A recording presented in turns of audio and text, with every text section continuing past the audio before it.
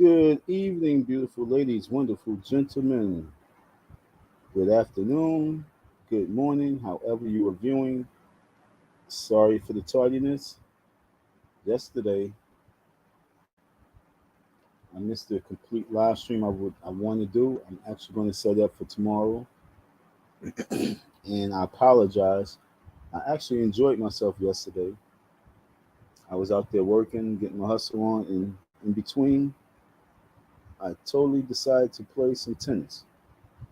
So there was a girl, she was out there with her little son, and her son was worthless on the tennis court for her. So she had another racket, and we played some tennis. And one of the tennis coaches, he joined in, and I sweated myself up. You know what I'm saying? And so I enjoyed myself. And then by the time I got to the crib and situated, I said, "Oh wow, it's 9:30.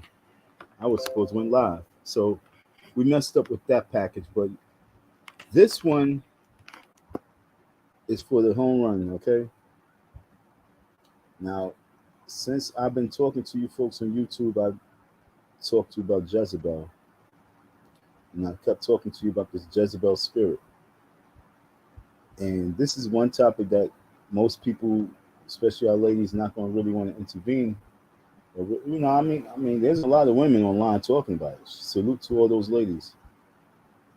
But the majority of our viewers, not the people who be presenting the content, but those who will be listening and tuning in, they don't like these type of real reality checks. And this is not me. This is not something I designed or came up with. Damn it! You know what? I got to actually pull up the video so we can review the video. But this is something that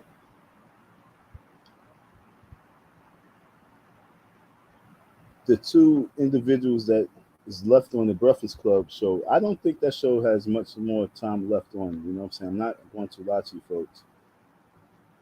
I give them a year or two before the whole Breakfast Club is completely dismantled.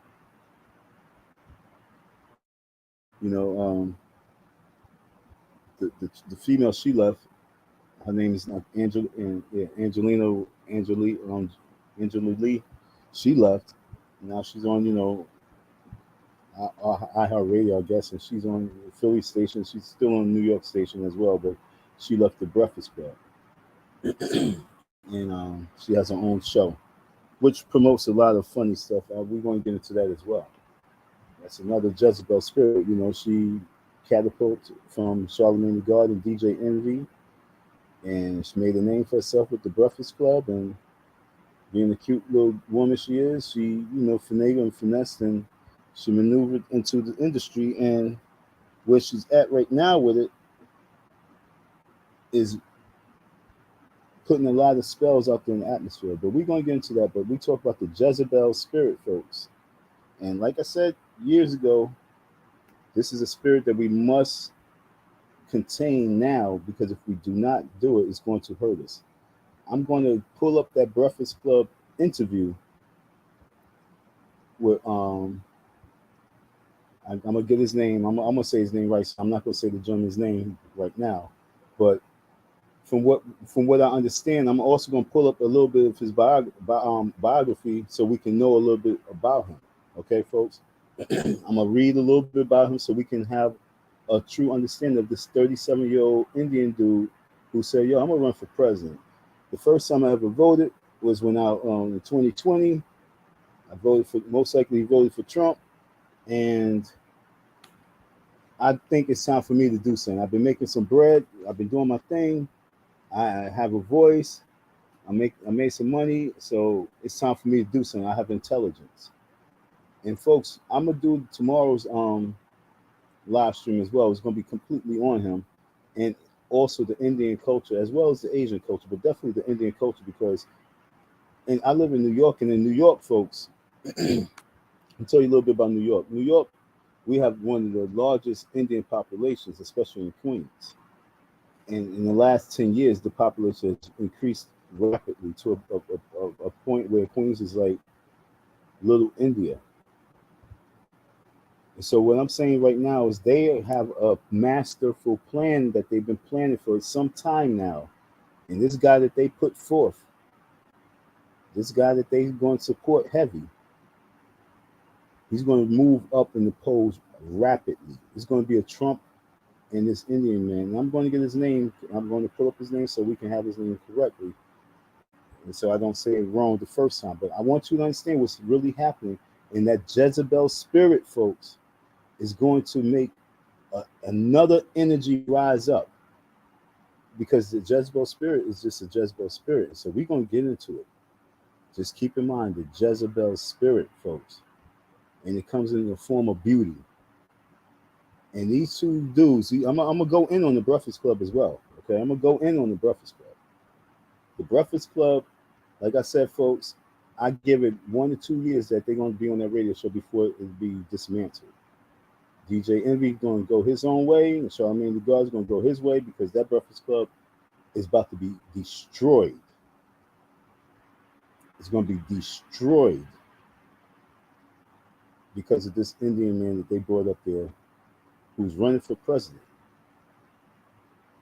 And he's going to actually do very well in the numbers in these next few months to come because of this Breakfast Club interview and all the attention that he's now getting. I had no idea about this man. I had no idea. I'm not watching TV, and I have no clue who this man is until it pops up on my phone. And the black folks are the one who gave him the platform, and those black folks gave him the moment to shine because of ignorance. They gave him the moment to shine because they thought they was going to bring some loudmouth Jezebel chick to shut him down because she shuts down all these little clown black boys who be just running around, cooning around on some bozo shit. Excuse the language. But that's what they be doing because of beauty. They be goofing off because of some bad chick with a bad attitude, and we ain't going to piss her off, or we not going to piss off Miss So-and-so. And they let Miss So-and-so always get her way because they think they're going to get in those drawers. But ladies and gentlemen, that ignorance don't go in a lot of other cultures. They don't play that. They don't care. This is what it is.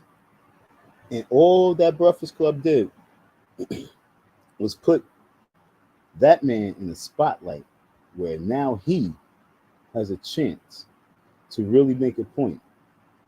Because there's a lot of people who's going to be listening to him. I'm actually going to pay attention to him much, much more because, folks, when I actually put this video on, you're going to realize how much sense he makes because it only makes sense because it's only right. We've been saying it for a long time. Our only problem is one thing. Our only problem is one thing, and it's the reason why it can't. Why most people have attitudes and problems. If we had, I'm going to leave this for tomorrow's show. But if we had the smarts to just do one thing, I'm going to talk about this tomorrow, then what he say will not affect us. But we can't do that one thing, so it affects us because we all living as an individual. So tomorrow I'm going to talk about that one thing. I'm going to have to remind myself, so I'm going to say it right now so I can remember. It's unity. So we're going to talk about that unity that we failed to develop that's allowing others to now take the brown man, the black man, the original man's place because he's no longer needed. And when you have ignorant people as gatekeepers in the entertainment world, in the media world, who are the ones who hold the ears of the masses, who's the ones who put the music and the commercials on the waves, on the sound waves for us to hear. When you have ignorant buffoons, little boys running around, bringing some ignorant veteran loudmouth chick to come and entertain a candidate who's running for president. Me personally, what's her credentials to be there as a code special guest? See, these guys are getting YouTube and internet crazy out. You know what I'm saying? They really losing their mind in place of what they really doing. Yo, you are the media. This ain't social media. That they you know, maybe that was for their social media platform. I don't know if that was for the Breakfast Club. I'm gonna go to it, or if that was for their social media. That was the Breakfast Club. Come on, this is radio. That was an embarrassment. You had the opportunity to get a great interview and to pick the brain of the person so you can have full knowledge and understanding, as opposed to throwing so many questions. And that's what the Jezebel chick does. She talks and talks and talks and takes the mic and takes the shine. She gets the spotlight. She's now getting all the pictures, and it wasn't her show. It was not her show at all. But the Jezebel spirit makes it about her and makes it her show, so she can cast her spells on the masses. So as I'm speaking, I'm going to pull up this video. I'm sorry I didn't have it lined up. I played myself. I played myself, but we're going to get that video lined up for us, because this video right here is when I say this video right here is going to really cause some major damage down the road. And it's not the first time, okay? This is Joe Biden already came in and did it one time, and now this time. Joe Biden came and said, "You're not black if you're not voting for me." And now we have this creep woman coming on the Breakfast Club. And like I said, this dude, he's on right now, he's trending heavy. I put Breakfast Club, and the first person that comes up is Donnell Rawlings, and then you got, let's see if I can get his name right, Vivek Ramaswamy. So Mr. Ramaswamy, 37-year-old Mr. Ramaswamy. Okay? So that's what comes up. He's trending heavy right now. And because he's trending heavy right now with the Breakfast Club, folks, every radio station is going to want him. Okay? So keep an eye out on that man. And when it comes to this election, keep all eyes out on all individuals right now. Keep open ears for all individuals right now. Because right now, folks, this election is very important.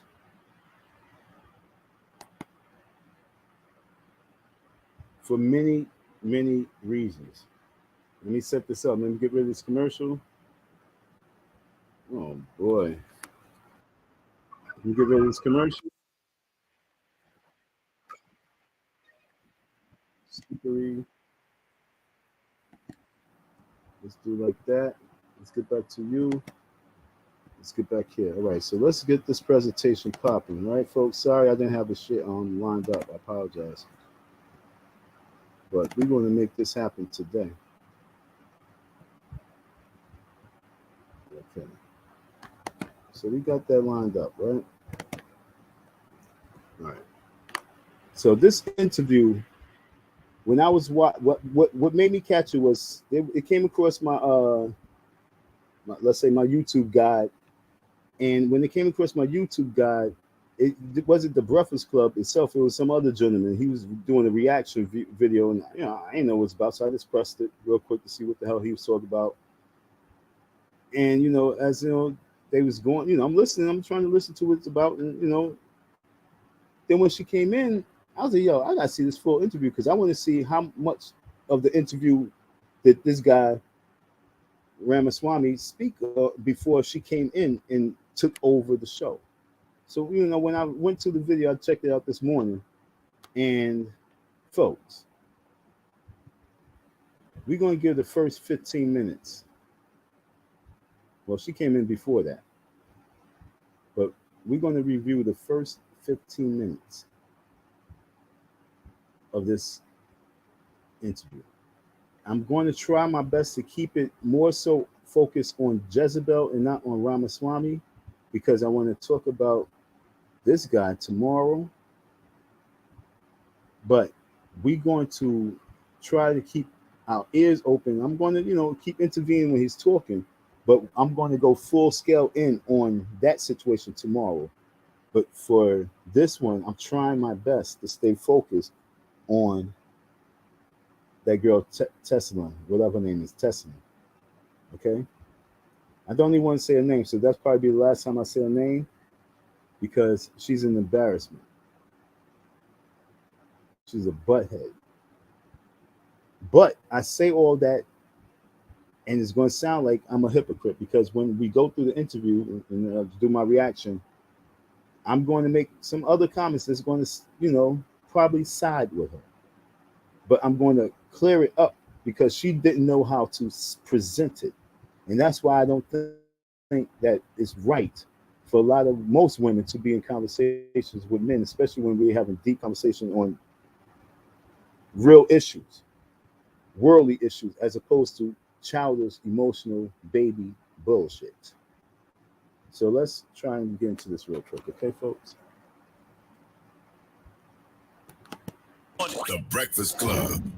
Morning, everybody. It's DJ NV, Charlemagne the Guy. We are the Breakfast Club. Teslin Figaro is with us this morning. I can't wait to see you attempt this name. And we got a special guest in the building, Vivek Ramaswamy. Did I get it right? That's actually pretty good. It's better than most Pretty hosts.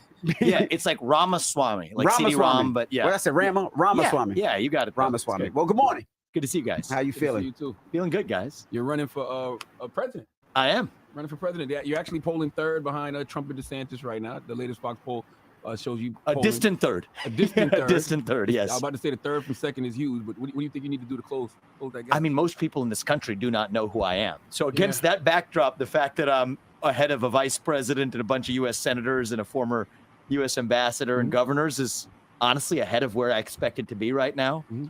Our goal was to be in third by the end of the year.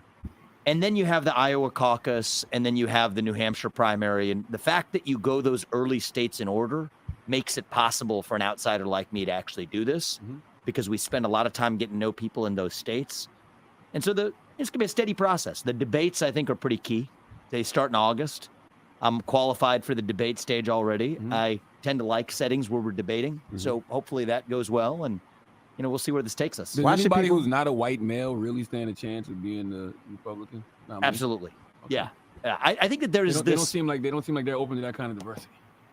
I'll be honest with you. I travel the country. I have not really experienced meaningful racism from grassroots conservative audiences for the last, several years that I've been, since I stepped down from my business career. That was a different world I was in.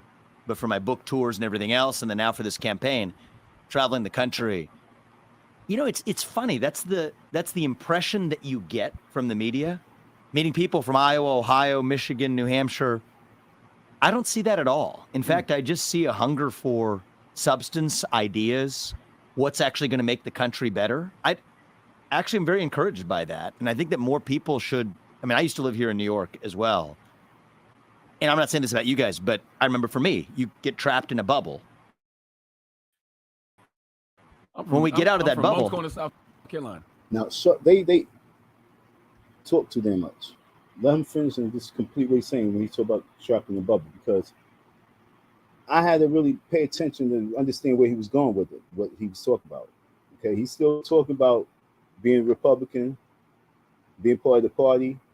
And then he was talking about, do you, since racism amongst it. He's like, yeah. And I'm going to tell you like this. In the course of my years of traveling and being around different Democrats and Republicans and socialists, the Republicans are the least violent ones. And I travel many states. The Republicans is the least violent ones. And this man's saying it himself, and he's 37. The Democrats is the most violent ones. Bernie Sanders people was very violent. But the Dems, when you have conversation with them, when you talking about political parties, you see hatred develop off the littlest things. You're going to see it. You see hatred develop. I'm using the word hatred develop from Democrats. They cannot have a conversation without showing their hatred. And so when, like I say, I want you to listen with open ears and watch with open eyes, but truly listen with open ears, 3 ears. Hear. You're going to see hatred. You're going to hear hatred. I don't know why. But this dude, Trump, for some reason, knows how to take what y'all dish and bring it back. Yo, and this is what I'm trying to tell you. Ramaswamy is going to do the same thing. The way Trump bounced back in that election when he won and beat Hillary was because everyone wanted to pick on the bully. And when the bully took the mirror and gave the reflection back, it shined in the way that he became the president. Ramaswamy, because of this dude in this interview, is going to move. His predictions was the end of this year. Right now, he's in third now. And these clowns did not even talk more about that. They don't know how to have a good interview. This interview was supposed to have been very well detailed. Right now, he's in third, or 1%. But I remember when Ben Carson was like that. And then all of a sudden, I know it. Okay, like a torpedo. This dude said he's above. Guys, I told you I want to save him for tomorrow, but I'm setting the stage up because I'm trying to get y'all to see that these dudes are not going to be here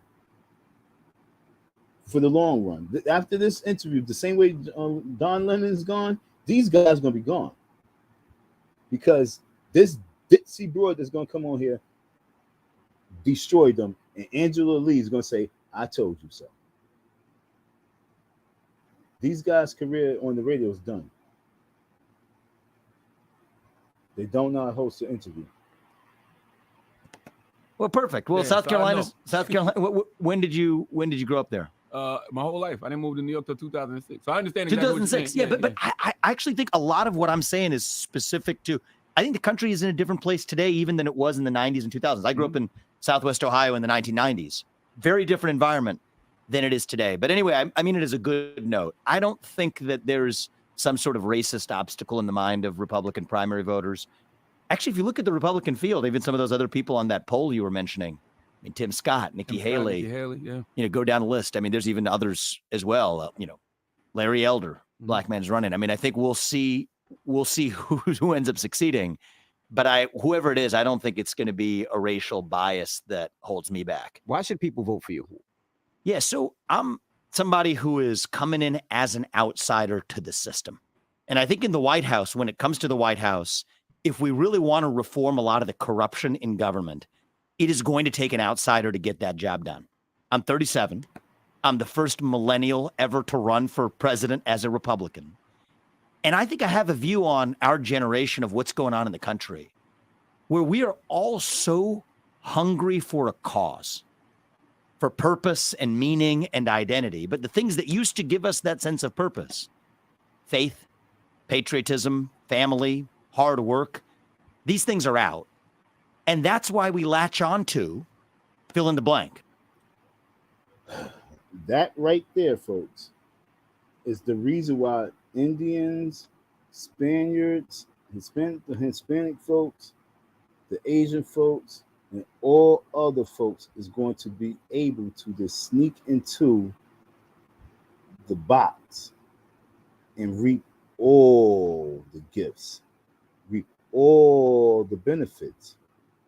Because, folks, that's what's about to come back in place. And because we so discombobulated, we don't have no family structure, we don't have no unity, we don't have no love amongst ourselves in our lane. Remember I told you about tough love in the lanes? I told you we got to play our position in our lanes. I'm saving this. I got to save this energy for tomorrow. Damn it. Let me shut the heck up. But remember, I told you about the lanes. I'm going to pull up that video. I pray I can find that video. Damn. Because I got to play that video for you because I spoke about the lanes and how all other lanes about to take over our lane because we're not controlling our lane. We don't know what love is. But like I say, I'm going to save that for tomorrow. I apologize.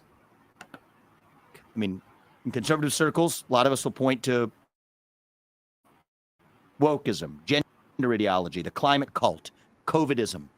But you could fill in the blank with depression, anxiety, drug use, suicide. I think these are symptoms of a deeper hunger for purpose and meaning in our country. And so in some ways, I'm running as a member of my generation to say that we can fill that void with the things that actually give us real purpose. Revive family in America. That's actually a big part of my platform. It's what allowed me to achieve success. My parents gave me a great family foundation. I didn't grow up in money. We're trying to give that to my 2 kids as well. I want that to be enjoyed by Americans across the country. Belief in the country, national pride. Less than 16% of Gen Z even says they're proud to be an American. I'm not making this one up. This is about a month ago. There was a good survey. 60% of young Americans said that they would sooner give up their right to vote than to give up access to TikTok or other social media. That's a problem. So I think we have a crisis of national pride. Whose fault is that, though? That's America's fault. That's the system's fault for constantly failing the people. Well, you know, I see it. I see it less about, we can allocate the blame. We can talk about allocating the blame. I think there's blame to go around. I think it's up to all of us to take a long, hard look in the mirror and ask ourselves, what is that vacuum in our heart? It's an old saying that goes, if there's a hole the size of God in your heart and God does not fill it, something else will instead.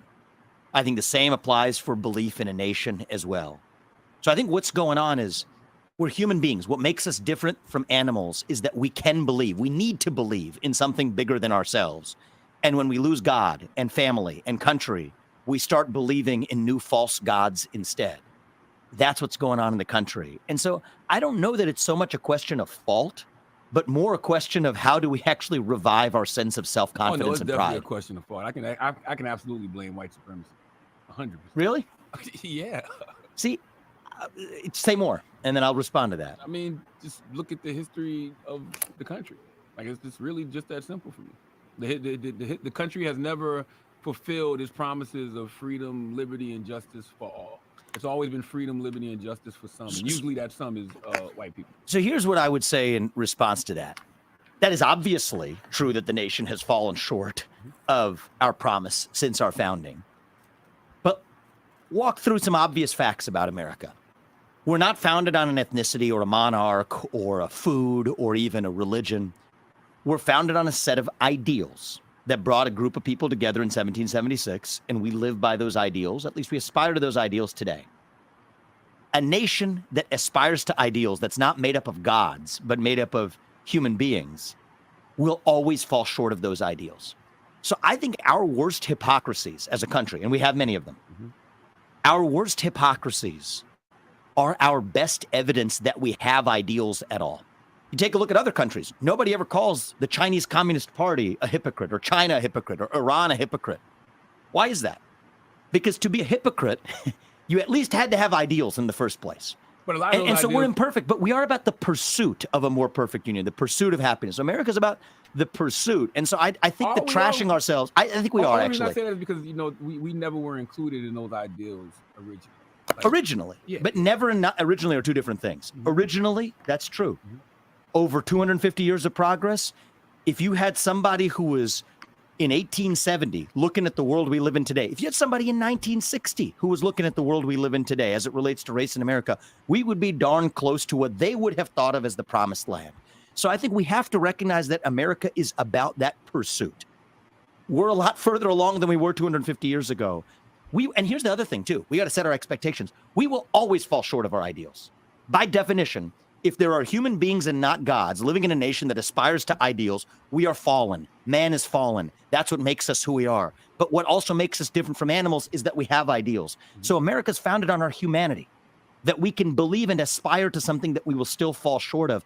That's what makes this country beautiful. And I care about reviving pride in that nation, because if we get in the habit of just bashing that country, what are we bashing? We're bashing the last best hope that man has for aspiring to those ideals. Tell me who else has done better. I'll wait. I don't think I'm bashing the country.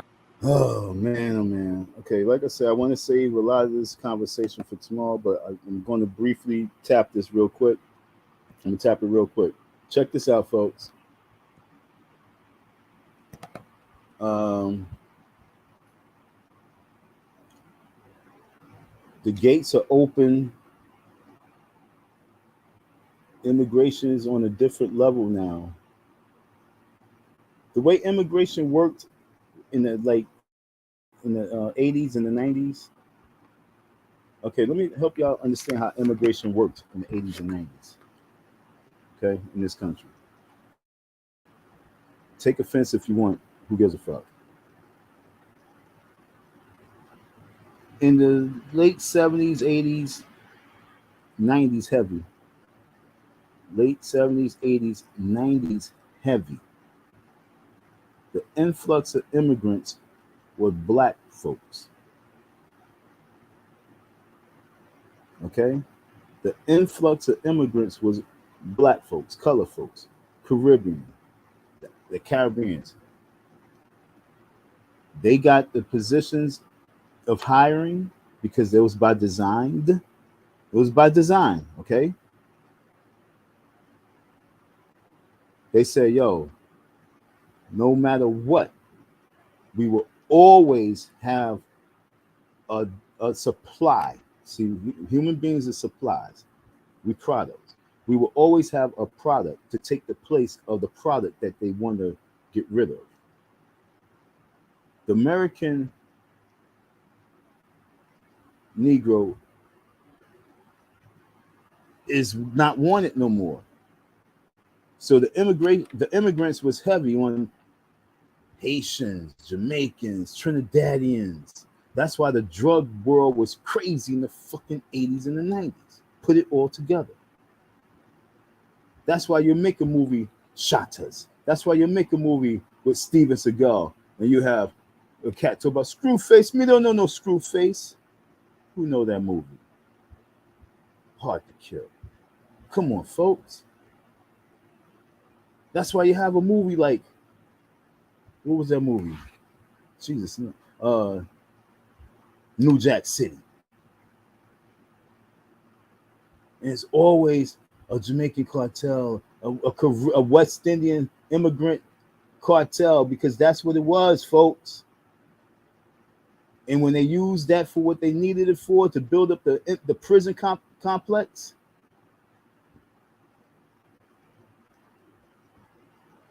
now it's a new immigrant. It's a new shift. It's a new immigrant.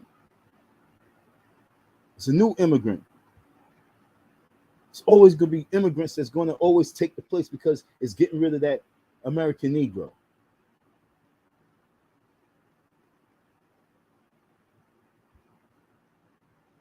So what you're about to see, folks, is a conversation for tomorrow.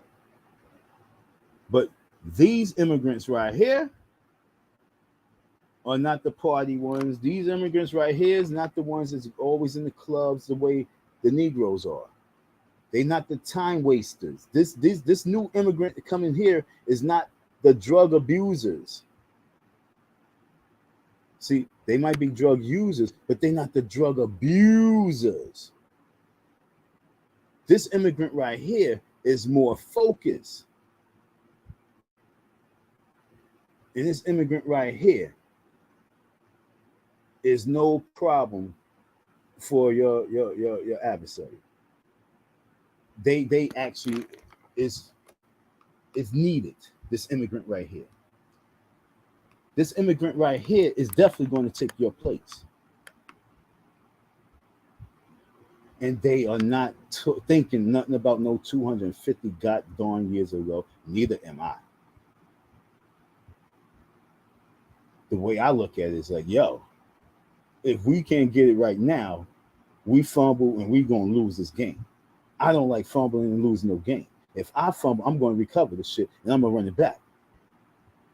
Or if I fumble and we have to play defense, I'm going to intercept the ball. We don't play those games, folks. I'm telling you, the game is almost over. And these new immigrants are a different breed.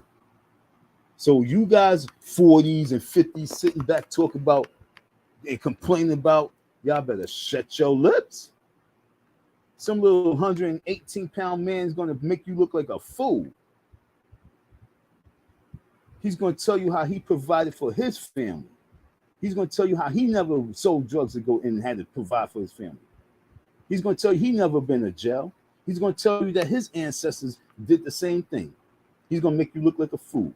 You with all your tattoos and all your muscles. In your fancy car. And your 3 girls. He's going to have a family. And he's going to have a taxi cab. And he's going to have a house that he owns.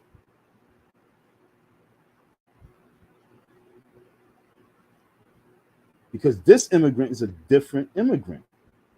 It's an obedient immigrant.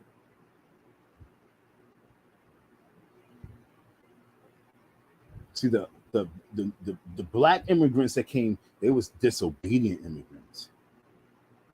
They caused chaos. They did the job. The influx, they took over, they expanded, they brought more family, they built up for their adversaries. They did their job. And at the same time, all they did was a lot of destruction. And so that immigrant is no longer needed. The new immigrant is the immigrant that's running for president, who you're going to see throughout the entire election. He's not going to back out. He's going to have too much fun. He's a hot boy right now. He's a millennial. He got the Indian culture behind him. He's the champion right now. Like he said, he's above senators. And now let's see what else he got to say. I think I'm bashing the system. Okay. I want to change. I want to change the system. Well, I'm with you on that. Yeah. I'm with you on changing the system. It's what brings me into this. And what's your thoughts on some of the people that you're running against, Donald Trump and DeSantis? What are your thoughts on them and their leadership and what they've done for the country so far? You know, I think everybody's made their respective contributions. I respect some things about what each of them have done. I think the Republican Party, I tell this to conservative audiences all the time, obsesses over the question of the who. You know, Ronna McDaniel, she was the chair of the Republican Party versus somebody else, or Kevin McCarthy or somebody else, or Donald Trump or somebody else. This is a superficial discussion versus actually just taking a step back. And the Republican Party does not do this enough. What do we stand for? And why do we stand for it? Actually, a lot of my criticisms are also directed at the fact that we define ourselves. When I say we, I'm running as a Republican, but as a party in opposition to something. All right, that's what Joe Biden did. That's what the radical left does. And race, gender, sexuality, climate. I'm opposed to a lot of these ideologies of identity, but the right falls into the trap of just saying we're not those things. And then we'll fight about which biographies win. Oh, I'm actually a bigger and more accomplished person than you, and I'm going to sling mud at you, versus asking the question of what do we actually stand for? For me, it's about individual, family, nation, God. You can agree or disagree, but at least that's a vision that's different from a vision of identity grounded on race and gender and sexuality and climate. And so that's a long way of saying, I guess, what I see as deficient in the field, and entire Republican field, including candidates you mentioned, is they're all running from something. And I'm in this race because I want us to run to something. What is that something? A vision of what it means to be American. Okay? Revive the ideals of 1776. Revive the truth, meritocracy, excellence, freedom of speech, rule of law. A radical idea. This is not a Democrat or Republican idea that the people we elect to run the government ought to at least be the ones who actually run the government. That's not the case today. You want to talk about fixing the system? You want to talk about one of the myths where we fall short of our ideals? We're taught in school that we have 3 branches of government. They're irrelevant compared to who actually runs the government. It's a 4th branch of government of 3-letter agencies in Washington, D.C. That is a formula for corruption. Corruption we get. That's a system we need to break down. Who's those 3? I mean, you could go down the list. SEC, FDA, EPA, TSA. The thousands, the tens of thousands of government bureaucrats working in Washington, D.C., they're the ones who actually make the laws. It's not Congress. And that's a formula. And those people aren't elected. Nobody elected them. They're protected by these what are called civil service protections, which means even the president, technically, under many people's beliefs, can't fire them. That's the permanent state, what many in the right will call the deep state. I think that's a problem. I think that falls short of our ideals. I think the same FBI that threatened Martin Luther King with suicide on the back of incorrectly collected tapes is now committing, I would say, hypocrisy and corrupt actions against people of a different political persuasion that the FBI doesn't like today. I just think it's a formula for corruption when you have unelected bureaucrats that are actually setting policy. But that's a detail compared to my point, which is we need to revive the ideals that the nation was actually founded on and do a better job of aspiring to them. Now we have Teslin Figaro. I'm sure Teslin has some questions. All right. 12, 20, and he's already bringing this chick in. This dude just dropped some science, and he's bringing in this dumb bitch. Excuse my language, but like I said, we was in the zone. We listened to him, right? Remember, this is the radio station that comes on in the morning time.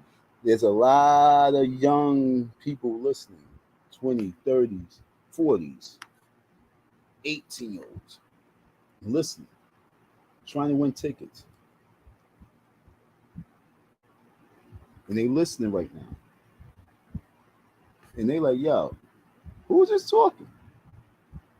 They march, they protest. They're like, yo, who is talking? See, he's going to reach all those people that was marching those Black Lives Matter protests.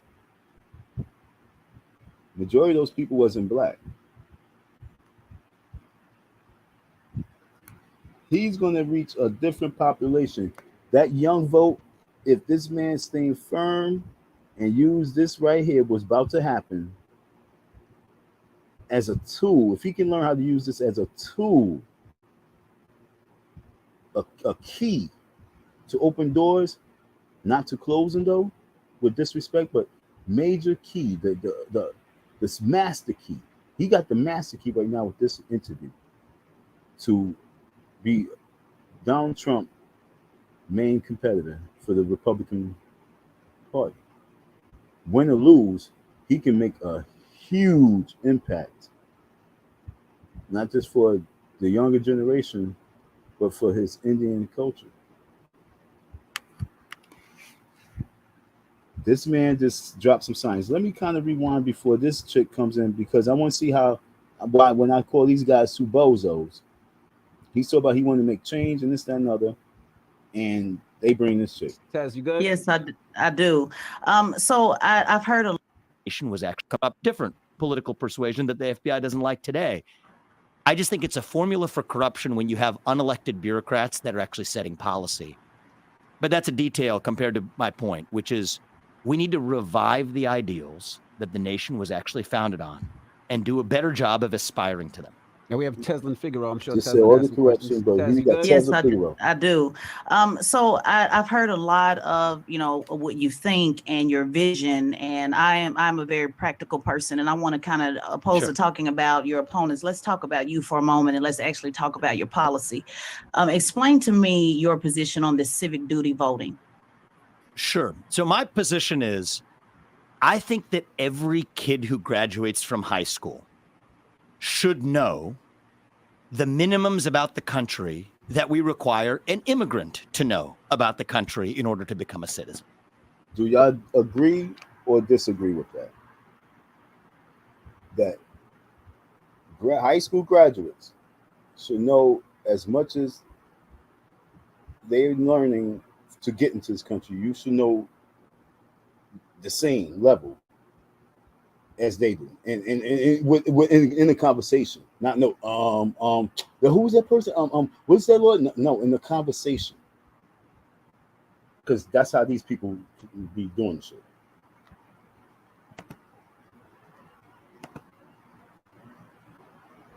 How many people agree or disagree? So there's a test. My mom had to pass it. Every immigrant has to pass it to this country. That asks you some basic questions. What are the three branches of government? What branch of government does the U.S. president lead? Some basic. Now, I remember that when I was in high school, and that was very important. And I still didn't Google the last one because I'm still trying. I'm trying to remember. I haven't Googled the last one. I know the executive, I know the judicial, and it's the what's the last branch? I'm freaking the executive, the judicial.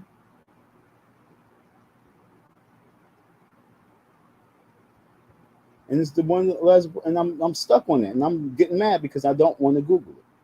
I don't know the third. Basic questions about what is the Bill of Rights. It's like a multiple choice exam, or some of them you write in. I think that if we're going to ask immigrants to pass that test, as we should, I think every 18-year-old who graduates from high school should have to pass that as well. Now, we was different growing up. The older, the people like 40 and up, we have a little bit more intellect because of the cartoons that we had. Like I'm a Bill on Capitol Hill. We talk about how he just passed around just a little bill. So we was learning back then just from the little cartoon commercial they had in between the cartoons. That made you know things when you was in school because you remember from the cartoons. Now all you got is fight, and I don't know what the hell they watching. No, nothing with education, but a lot of stuff with deep stuff, science. But let's listen a little bit more to what he's saying. Because young people, it goes back to that issue of pride. You don't value a country that you don't know something about. You don't value something you inherit. You value something you have a stake in creating, in building, or knowing something about. So how do we think big about this? Well, young people, as I told you, most of them, very few of them vote as it stands today. Super small numbers, and apparently. Charlamagne's about to intervene. Yo, now he just said some real key shit.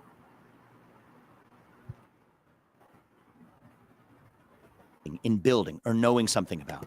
He said that the same as this is what Martin Luther King said.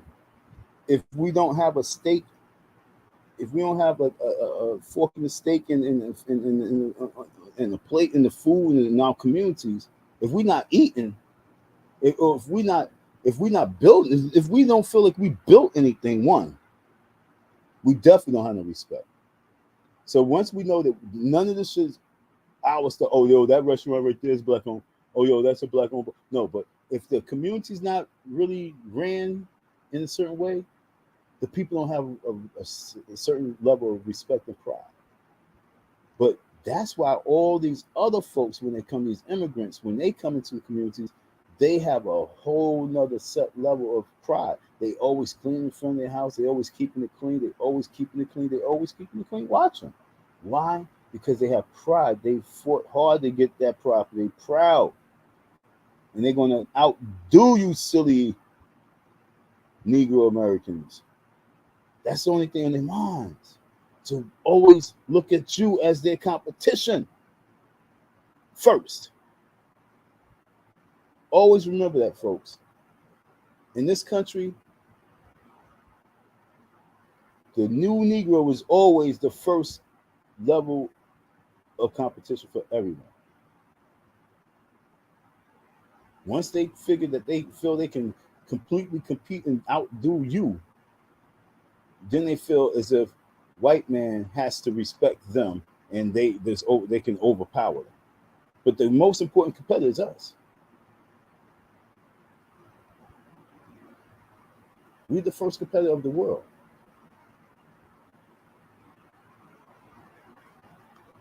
So if you're not building anything, you don't have no pride in what your community. And you know it. Think about it. You are literate. If you don't have no ownership in your community, you one of those people who litter faithfully. No pride. So how do we think big about this? Well, young people, as I told you, most of them, very few of them vote as it stands today. Super small numbers. And apparently 60% of them say they would rather give up their right to vote than give up TikTok. Well, I say, all right, let's take that to the next level. How about we do something that raises the voting age from 18 to 25, but you still get to vote at 18 if you just pass that same civics test that an immigrant has to pass in order to vote. And tests aren't for everybody, so be it. Then you at least serve in the military or a first responder role for 6 months. That's my civic duty voting proposal. And before they start talking, this guy's running for president. His civic duty voting proposal was that. When I was 18, I didn't vote.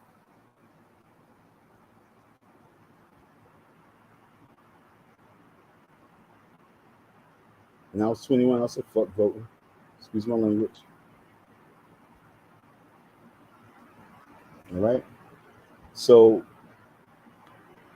I'm asking you folks to ask yourself a real question. Do his proposal make any sense at all? And I'm going to say why.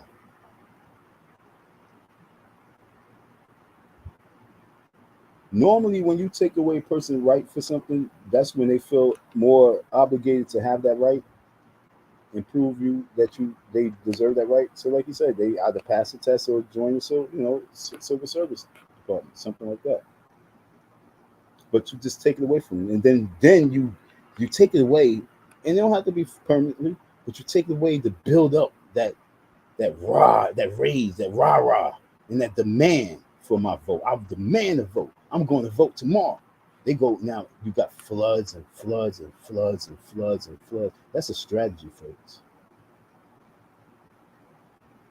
That's a psychological strategy. But see, the average Democrat can't think past their fucking nose because they have the word, like I said at the beginning, too much hate for anything that pose their comfort zone, their handouts, their give-me's. Give me one of the worst fruits to have is bananas, because bananas, when you look across the world, bananas will always be rotten out, and they're so good for us. But we take advantage of it. Don't eat them. Don't eat half the fruits. I don't want half the vegetables. But then you go online, you hear, they have a recall on 100 million heads of lettuce and tomatoes, and that was a concern. Nigga, you don't even eat salad.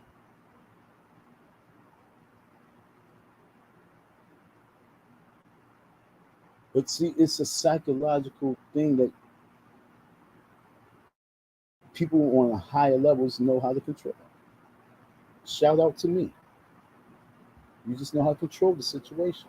I'll tell you about my situation at a later date. How we defeated a dragon. You got to be in control of the situation. Be the quarterback. And we have not been our own quarterbacks for over 400 years, folks. For 400 years, we've just been complaining. There's a New Testament coming in. There's a new beginning, a new chapter. Let's hear what it's about. And the reason is, I'll actually make a prediction. I think youth voting in this country will skyrocket. After from a very low level right now, it will skyrocket because you value something you actually have to earn. And I think that this is not a left-wing or right-wing point. We all have duties as citizens, right? We aspire to free market capitalism, right? Materialist advance. And that's the life I've lived as well, by the way. My parents came to this country with not a lot of money.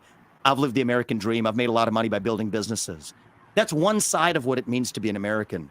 But part of it is we also have duties to this country. And I think the more we wake that up, actually, the voting age only became 18 in 1971 in the context of the Vietnam draft. So I just think reviving those ideas is going to be good for us. A lot. So let's prove your point. Nick, our camera guy, do you know the 3 branches of the federal government? Over 24, so it don't matter. But I'm just saying, but nobody knows there are 24. Red, do you know the 3 branches? Executive. Well, I got a test. I would like to see if you're willing to pass, because I believe in just as you believe in. That was rude, disrespectful, off the rip. And so when I was watching this, I'm like, what in the hell? Like I said, I wanted to see how she came in. In regards to the prediction, is a real fact, folks. I watched this early in the morning and can't remember none of this shit. Well, I can't remember like half of it. I can't remember 80% of it, 90% of it. But I just know that it's common sense. This younger generation is different. They the fights, they the revelations. They the revelations. They the fighters. But she wanted to talk about these questions. When he just dropped the ill proposal to have a real conversation but we got, hold on. Our camera guy, do you know the 3 branches of the federal It's government? over 24, so it don't But, matter. but I'm just saying, but nobody knows there are 24. Red, do you know the 3 branches? Now, Envy was setting it up, and if Ramaswamy was been able to pick it back up in conversation, it would have went a different way where we would have been able to hear his more viewpoints, because Envy made a point. A point was made. Now we can get him to evaluate a little bit more on it, and then we can move on to her test. But it's about the Jezebel. Now let's witness the Jezebel spirit. You ready, folks? Executive. Well, I got a test. I got a test. I would like to see if you're willing to Jezebel pass. spirit is real, because if it wasn't real, this man would not say what he's about to say. He don't know this woman from a hole in the wall. Never met her in his life.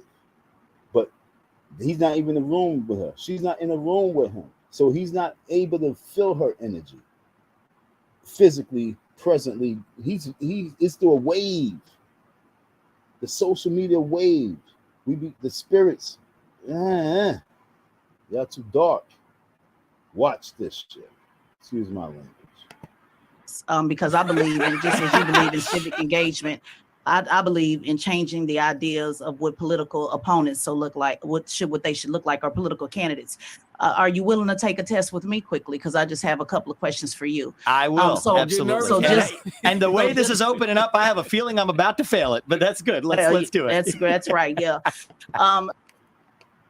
And the way this open up, I have a feeling I'm about to fail this.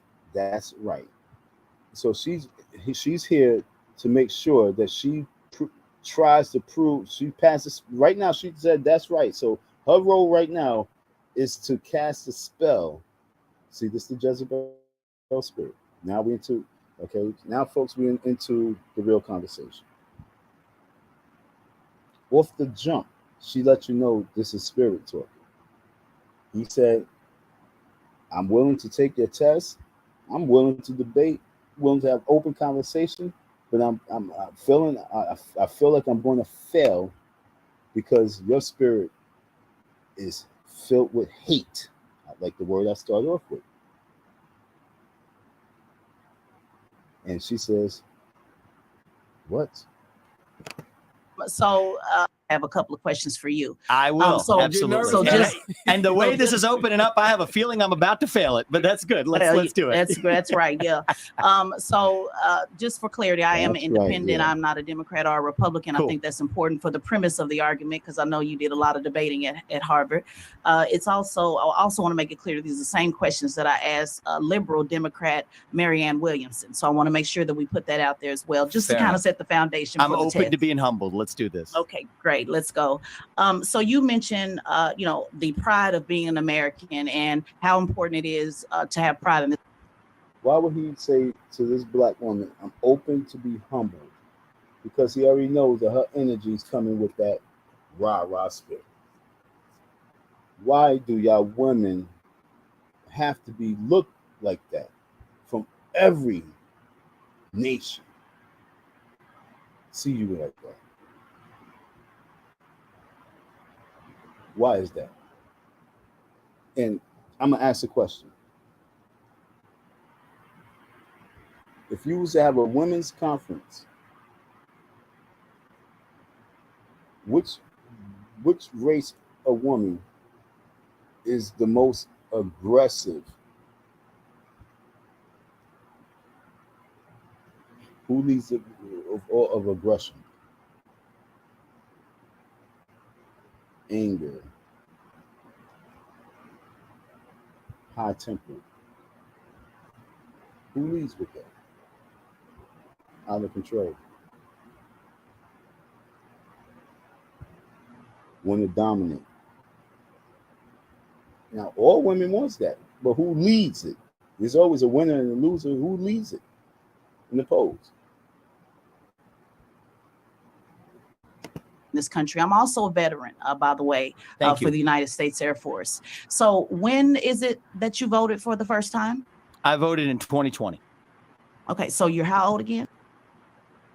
By the time everybody was 37 years of age, how many times did you vote with full knowledge, especially and belief in the person? But not just because you say I'm a vote, just because they made you feel bad for not voting. See, many people just voted just because of that. How many people felt the pressure of voting, of not voting in their lives, and they went out to vote and they just cast their vote, Democrat or Republican, just because, and they never even looked at the independent party? Who just cast their vote, especially Democrats? Who just went out there and felt the pressure, like, you ain't black if you ain't vote for me, and you just went out there and voted for Biden just because? Well, everybody's against Trump. Fuck Trump, fuck Trump. He's rich. I'm gonna vote for Biden. How many of you folks just vote like that? No knowledge of people, never heard of the person, but they just say, you know what, he's Democrat, fuck, I'm gonna vote for him. He's Democrat. I remember the time I walked into the poll, and the woman, I had a question about the thing, and she was explaining the paperwork, and she said, yeah, she just said, just vote straight down, just vote straight down. I'm looking at her like, what? Bitch, fuck out my face. Excuse my language, twice. My bad. Let me let you talk. I'm 37 years old. So for how many years you sat around and did not get involved at all in any civic engagement? Is that my understanding? A long time is the answer. And actually, that's what I wrote this book about. I'm not holding myself out as some sort of model. I'm actually offering myself as a self-reflection of my journey as a citizen to whom this. He's basically saying, I'm putting myself on the cross right now. I'm sacrificing myself as a man, as a father, as a businessman, as a person who's knowledgeable, as a person who knows I can make a difference. I'm sacrificing myself, put myself out there and saying, don't be like me. We have to do better. But this Jezebel cannot get past her wicked ways. This country has given much, right? As an adult, when you have kids, it changes your perspectives. I'm very honest about that. Absolutely. Okay, no problem. So let's go deeper into the self-reflection. So you've sat around and sir, I'm being as respectful as I possibly can. Please don't take. She's saying this because a part of her knows that she's being wicked. And inside, she's laughing on the inside. She's talking to herself on the inside. You be talking to yourself while you're conversating with people, and you have your own little personal conversation in your head. That's what she did. Take anything and you don't even have. Absolutely. Okay, no problem. Wow. So let's go deeper into the self-reflection. So see that? That's okay. So she going, okay. So you self-reflect. Let's go deep into the self-reflection. And in her head, she said, you about to hit me. You're a bad bitch. And she's like, okay, hold on, all right. So you've sat around and sir, I'm being as respectful as I possibly can. Please don't take anything and you don't even have to be. And you don't even have to be. So take it off and let's go. So you've been sitting around in the country that my ancestors built for about 20 years. Your parents came over as immigrants, brought you over. You made millions, according to your resume, off of this country, and you have absolutely not been involved in civics.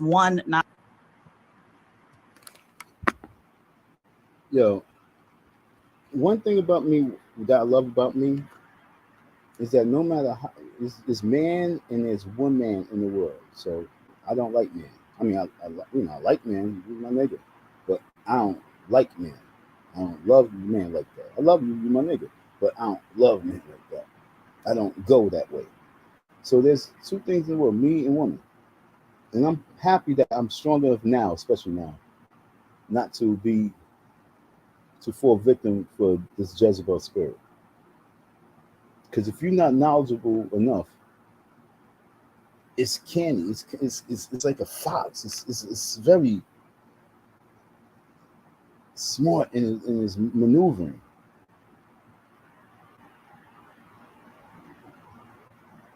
But excuse me, I was drinking soda. But we have to be able to decipher the code.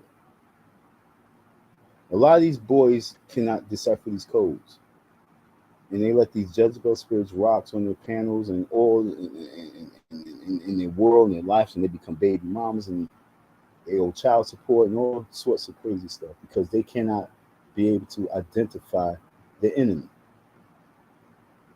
If I can identify my enemy with the man, I got to be able to identify my enemy within the woman. It's not me being a male chauvinist or anything. There's no hateful woman. No, it's like I say, if you got to be able to identify your enemy or your threat with the man, it goes the same way with the woman because she's a CIA agent, she's an FBI agent, she's a police, she's a FBI, she's all the same thing. She's a hit woman, she's a killer, she's a MMA fighter, she's a Clarissa Shields. She can knock you the F out now. She's not scared. She's aggressive. So do not fall victim of what my man Bell Biv and DeVoe said. Never trust a big butt and a smile. That girl is poison. Not voting. And two, let me just ask, because I know you mentioned. Now, why is it that, like I say, here he said 250 years, and see, I say all that because I'm trying to get my thought back. When man is jealous of you, okay, when man has a jealousy of you, that's one thing. But when woman has a jealousy of a man, that's scary. When women have jealousy for men, that's very scary. Now, when a nation of people have a jealousy for another nation of people, and then is being persuaded to have a certain level of hatred for the other people, that's even more scarier. And folks, the average Negro is jealous of everyone right about now because they are profiting and prospering off of everything that was right there in our face, right there in our hands, right there on our plates. But we failed to eat because we did not know how to serve one another. And so what you're about to witness right now is pure, unadulterated hate for other people prospering and profiting off of the tunnel, a hole. It's like America's like a Swiss cheese. Anybody can go through these holes and get the cheese. Just because there's a hole there don't mean there's no more cheese that you see. You keep going in that hole. Yo, it's deep. There's mad cheese up in there. But we see a hole and we say, oh, there's nothing there. We look in there and say, oh, I don't see nothing. Keep it moving. Oh, it's nothing. It's just a whole bunch of holes here. No, you go up in there. We want shit on the surface. We want handouts. We want pats on the back. We want to be glorified. We want statues and we want plaques. But this new immigrant is like, so do we now. It's our turn. And we don't even care about that, but it's our turn now. So it's our turn to get it. But we don't, that's not our focus. See, it'd be our main focus just to get acknowledged. It'd be others' main focus to get the profit. We want acknowledgments. They want the American dream. That's why you rarely see projects filled with Indians. You rarely see projects filled with Asians. You have one or two families, three families in them, yeah. Especially that you know what I'm saying? These are cats that come out and mix in the crowd. Then you maybe have like 3 or 4, maybe 5 others that, they really, to their culture, they don't even mess with the community like that. They just prosper right in your face, out the projects, gone. But you don't see them in the projects because they're not looking for acknowledgement. They're looking for that American dream because you got to go to their country to understand what is really up. Jezebel, speak. Mentioned earlier, you don't want to sit around at the debate and talk about accomplishments. Let's make the accomplishments pretty simple. In high school, were you ever a class president or take any leadership role? Because your opponent did. Chris Christie, he was the class president. 1721. Like I said, I don't like her, so she's going to get chopped and screwed with this.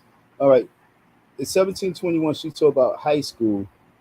This is what he was talking about right before he was interrupted.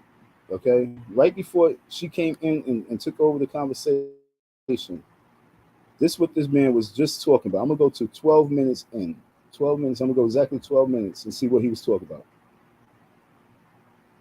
All right, 12:01. Can I get over it?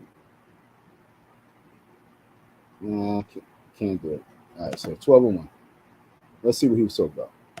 Today, I just think it's a formula for corruption when you have unelected bureaucrats that are actually setting policy. But that's a detail compared to my point, which is we need to revive the ideals that the nation was actually founded on and do a better job of aspiring to them. Now we have Teslin Figaro. I'm sure Teslin has some questions. Do you understand what I'm saying? So I went to 12 minutes in, and that's what, before he got cut off, that's what he was talking about. Reviving the Constitution, the whole American dream, revising to fit us now. And this chick is talking about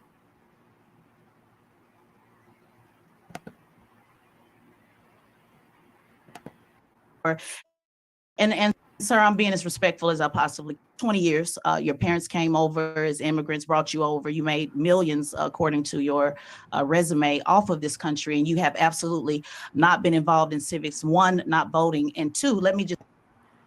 Right there, he should say, why haven't you been able to make millions off of this country?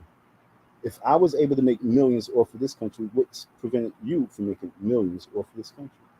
That's what I would have said. You know what I'm saying?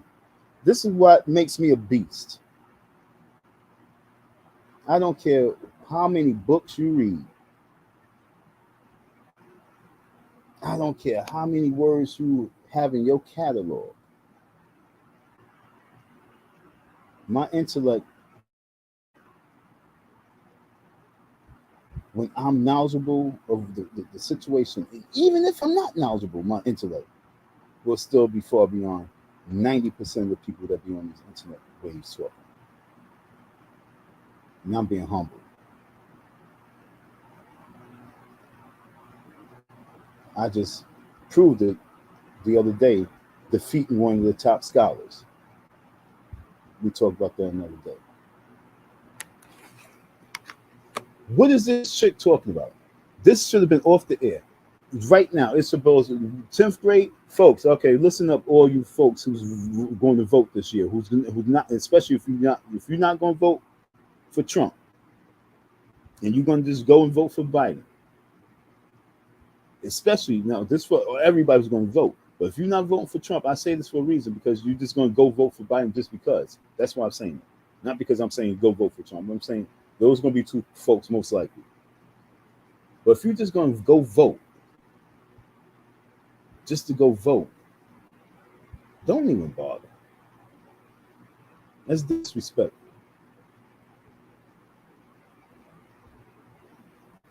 That's very disrespectful.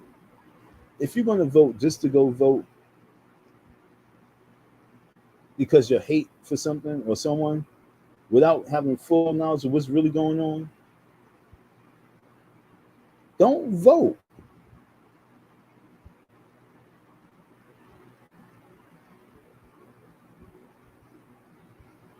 Because there's a bigger pot right now that's cooking. Beyond this woman's, and anybody who think like this woman, thoughts. Because if your most important question right now is what he did in 10th grade and trying to build it up to what makes you a person that I should vote for because you never ever did any type of leadership, yo, folks, and I gotta let her go into it, but folks, right now she's talking about 10th grade when this man was just talking about revitalizing the corruption and everything else, and that went to her, and she talked about what did you do in 10th grade in self-reflection. You made once you say you made millions off of this country, but you're saying what you do, it should be how did you make millions off of this country, and then that you gotta acknowledge that. But for you to just jump over that, and then your question is 10th grade. This is embarrassment, black ladies. And this is why I be snapping a lot of times on women. Because you be, and they say moving the goalposts, you be stretching this rubber band way too intensely. Stop stretching the rubber band.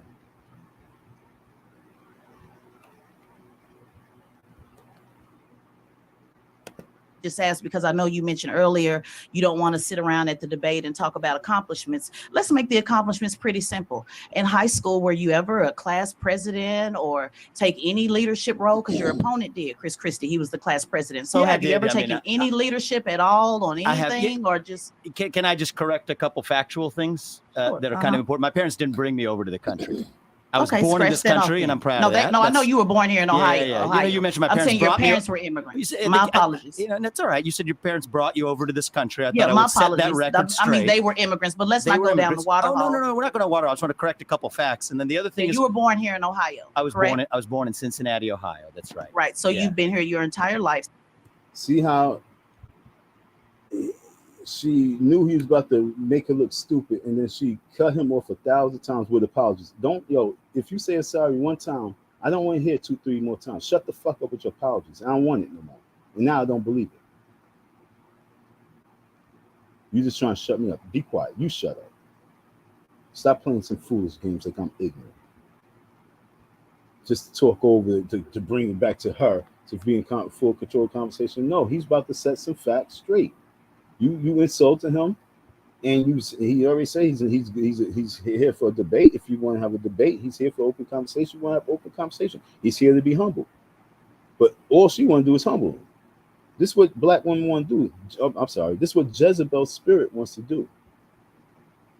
She always wants to humble men. And she moves to the black woman, mainly, because the black woman's the most aggressive. So if she could get the black woman to be in the spotlight as aggressive Jezebel, then that spirit can be cast amongst many other natural women. It's about spell casting, folks. It's Jezebel's spirit. Like there's a lot of people don't want to hear it. Oh, why you bashing women? I ain't bashing women. I'm trying to destroy the Jezebel spirit. We're destroying the Jezebel spirit. All of us men need to join hands and destroy the Jezebel spirit instead of doing what is about to happen. Watch. So the question That's is, right. Did you take any leadership role in middle school, high school, class president? I did. I know you played tennis. What is it? Explain it to us. Student council. But, I think. Okay, so the question was, did you take any leadership role in blah, blah, blah, blah, blah, blah, blah? He said, I did. And she said, explain. And now he's explaining. So let's see how well he can explain. Let's hear him explain. Let's see. I'm going to count the seconds of him explaining. I think that this is Yes, I've held leadership roles over my life, but those don't qualify me to do what I'm doing now. Yeah, it kind of does. Six Well, it seconds kind of in. does. Well, I'm giving the test. I'm the test Okay, administrator. all right, there you go. So it kind of does, because when you go from saying I want to go to the highest office, And I'll tell you, of the I've led companies as well. Is the other leader? Right, The well, main leadership right, but- role I've played is, and I want to talk about one early part of your premise that I also want to say, Mhm. to bring it to the country point. The other point, you use the word sitting around. You know, I'm not somebody who's saying I want the next generation, my kids' generation, to have more civic duties when they graduate from high school and college than I did when I did. That being said, I wasn't sitting around. I've developed medicines, 5 of which are FDA-approved products today, one of which is a life-saving therapy in kids, 20 of whom die by the age of 3 if they're not treated, 70% of whom now live lives of a normal duration. Another one for prostate cancer. So I don't apologize excuse for me, making sir. contributions. But Right. Well, I don't want you to filibuster that, No worries. because Just that's not not sitting- the yeah. question that I asked. And I don't consider, as a veteran, I'm talking about service. I'm not.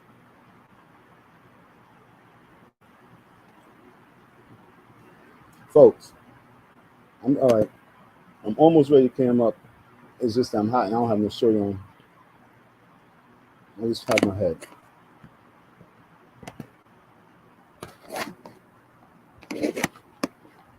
Yo, folks. Let's go to Google, because she says she's a veteran about like 10 times. Like we supposed to really care. See, that's a certain level of, I feel privileged. I'm a veteran. I did this. I served the country. I killed for the country. I shed blood for the country. Or I was just a hole in the service for the men. Whatever you did, you served the country. Whatever you did while you was in the military, you served the country. Let's see, but that's a branch. That's a branch of service. Stop with the ignorance, because this man is going to assassinate us as people because of this Breakfast Club interview. What is service? Is saving lives a service? But people always want to say, I understand it, but that you talk about, do you want to run for office? But don't we want our president to save lives? If we have soldiers somewhere, don't we want a person to be able to strategize to save lives? If we have a serious disaster, don't we want the president to be able to make choices to save the most lives as possible where we are happy? Isn't one of the most important jobs of the president to save and secure this, to secure the safety of the Americans in America, the country? Didn't they go and save that doggone lesbian chick? Didn't the president go save that lesbian chick, folks? She felt she was going. I know if you ask her, she said, "Man, I felt like I was going to die." That's all basketball chick up in Russia. The president saved her life. Her life. This man is a natural life saver, but that is not good enough. Hold on. You know what? That right there. You get this right here. You get this one right here. Let me line this one up. This wasn't, damn, she just all over the place. All right, this wasn't lined up perfectly because this is a freestyle. So let's get it on, because I got a little bit of, let me get this one lined up. Buster, boss. How it go? This is one of those chicks that nothing that you can do for her is good enough. Nothing that you can say is good enough. The ring that you get her is not good enough. It don't matter. The car that you bought her is not cute enough. She's just that chick that nothing matters.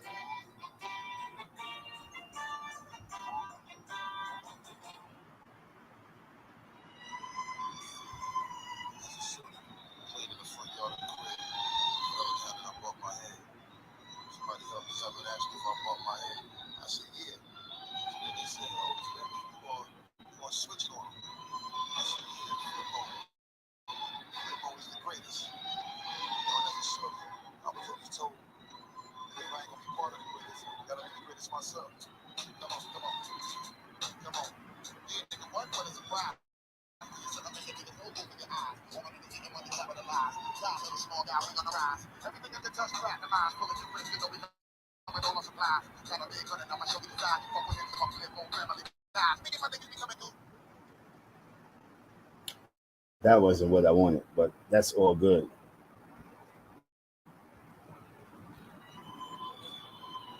The bottom line is, she's that chick. I was trying to find it. I'm gonna find it while I'm talking. Hopefully, I can find it. But she's that chick that you went and bust around. He said, "Yo, I got a mansion with 800 rooms in it," and she's like, "Give me some more." Like, yo, what more can you give? Who is this man? How much is he worth? Hold on. I want to share. I'm gonna share this tomorrow too. But real quick, being that who is this man? What's his name? Vivek. And these people was popping up like ASAP because they trending, folks. What is his worth? Net worth. Let me see his net worth so you can understand. Okay, give me some more. Because what you're talking about is not enough. You didn't bust a gun. You ain't killed for this country.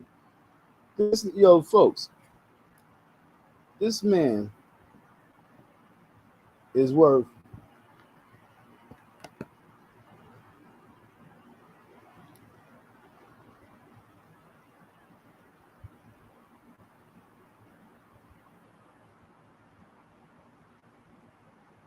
okay. In April of 2023, Forbes. I was saving this for tomorrow, but it's giving me some more time.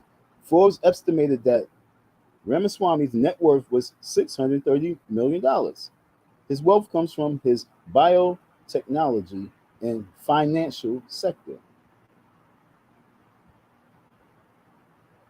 Can't wait to go into this dude, okay? Because I have a plan.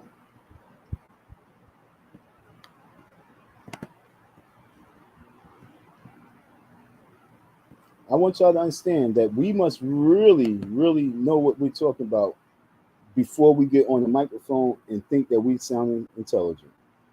I am tired of this Jezebel spirit. This man was talking about revitalizing this American country before she came and started talking about 10th grade and what you did in civil service and that you served and you never voted.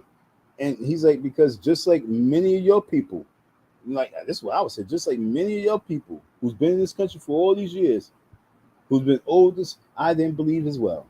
And so what I was doing is I was just getting what I can out this American dream so I can make the change when the time comes.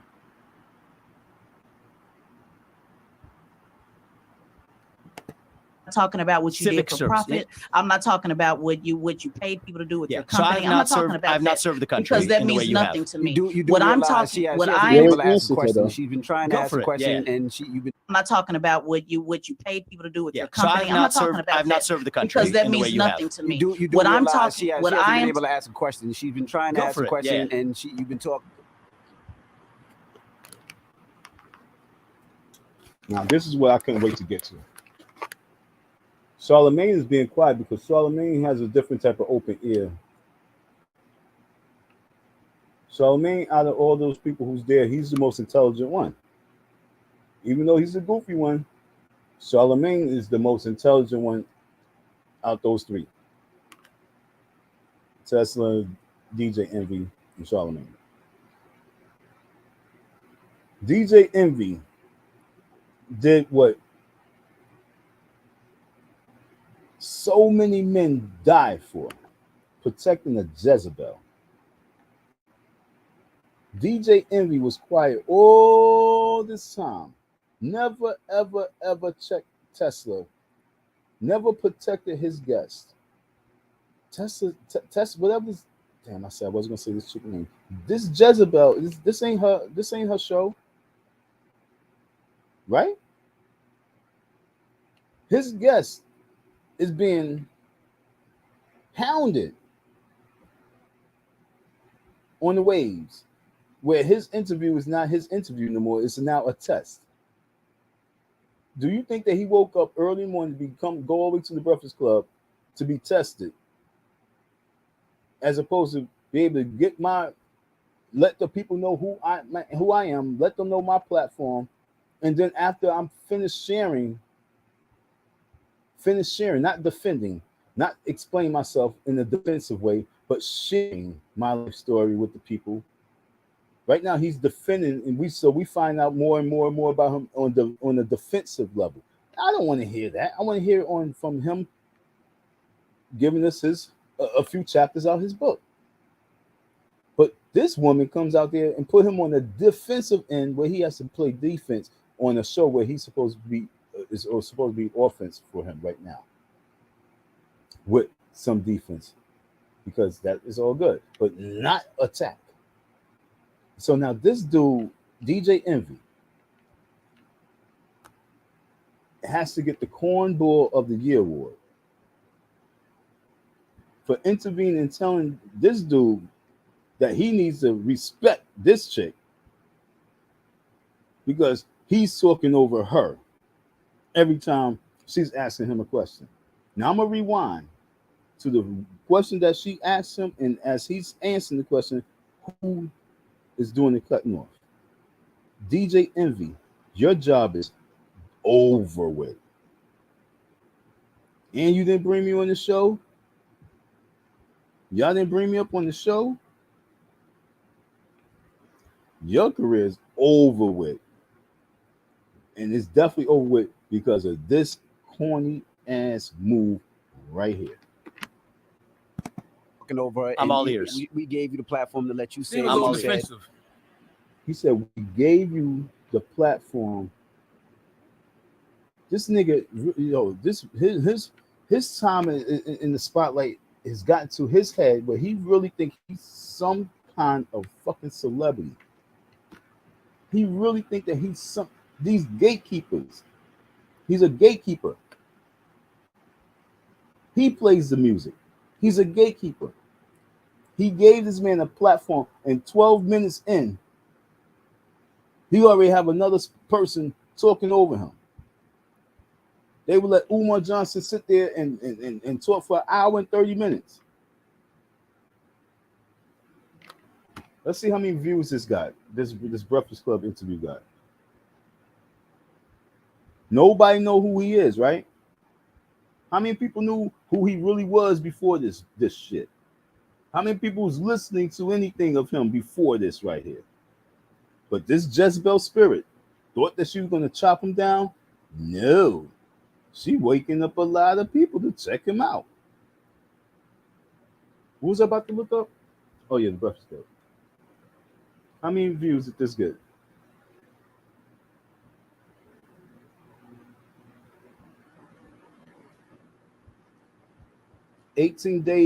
$13 days in, it has 321,000 views already. Okay. Let me see the Breakfast Club. All right, the Breakfast Club interview with this guy has already got 321,000 views. I would like to see in this 18 days, in 30 days, if it can reach almost 500,000 to 1 million views. Who knows this man, right? But watch the increase of viewership. You check it out yourself. You don't have to become a viewer. Just look and see. Check in from it's 18 days. Check the next 12 days. The next 12 days, and let's see in the next 2 weeks. Let's see how many views this Breakfast Club with this guy Ramaswamy gets. And then you're gonna know if the people really is paying attention or not.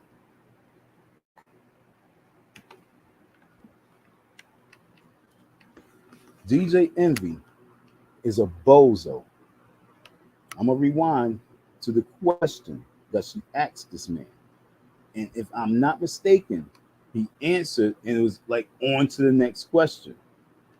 But this Jezebel spirit is so wicked, it made this guy come into defense of it. I hate dudes like this.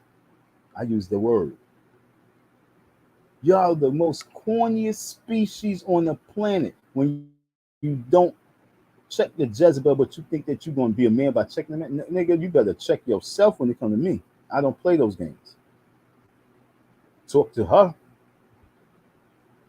For me to be talking to her, you better talk to her. Because if me and you be talking now, it's problems. Why we got problems? Because of her, you need to talk to her. Don't talk to me. Stop talking to me. Same with this interview. I'm sorry, this is your show. I'm a guest here. I'm your I would say I'm sorry, I'm just your guest here.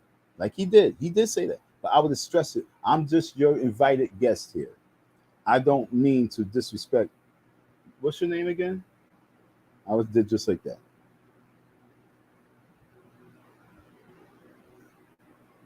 And then I would say, and I'm sorry, you know who I am. Who are you? Because I don't want to disrespect your special guest. I'm just your guest, but I don't want to disrespect your special guest again. Who are you? You giving me questions and tests. What do you do? See, that's what makes Ramaswamy. Okay, you can play the game. See now with me, see my opinion is way different. I'm a king, so this is my kingly point of view. You can play the game as want to become president, but you're not presidential because you're supposed to check that Jezebel. Who the fuck is she? Who are you two clowns? But you should have checked her in a way of putting her on a pedestal. I'm sorry, I didn't mean to disrespect your special invited guest. What is your name? And who are you? What exactly do you do? Because you do know who I am.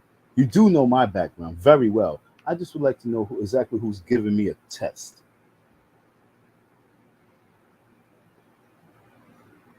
That's the difference. So you can never be president because you don't know how to handle this ditzy Jezebel chick and these two clowns. I would have shut that down. I'm pretty sure Donald Trump would have shut it down. That's the difference of presidential. Donald Trump would say that viciousness. Because who the fuck is she? Okay, folks. Yeah, I really want y'all to get, and I checked out. It says some political this and that. No, who cares? Who the F is she? Identify yourself.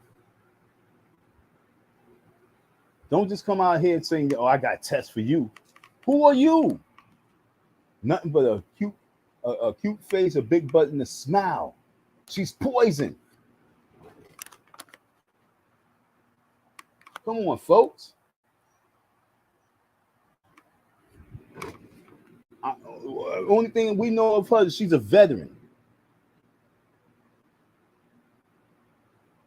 She's an independent veteran.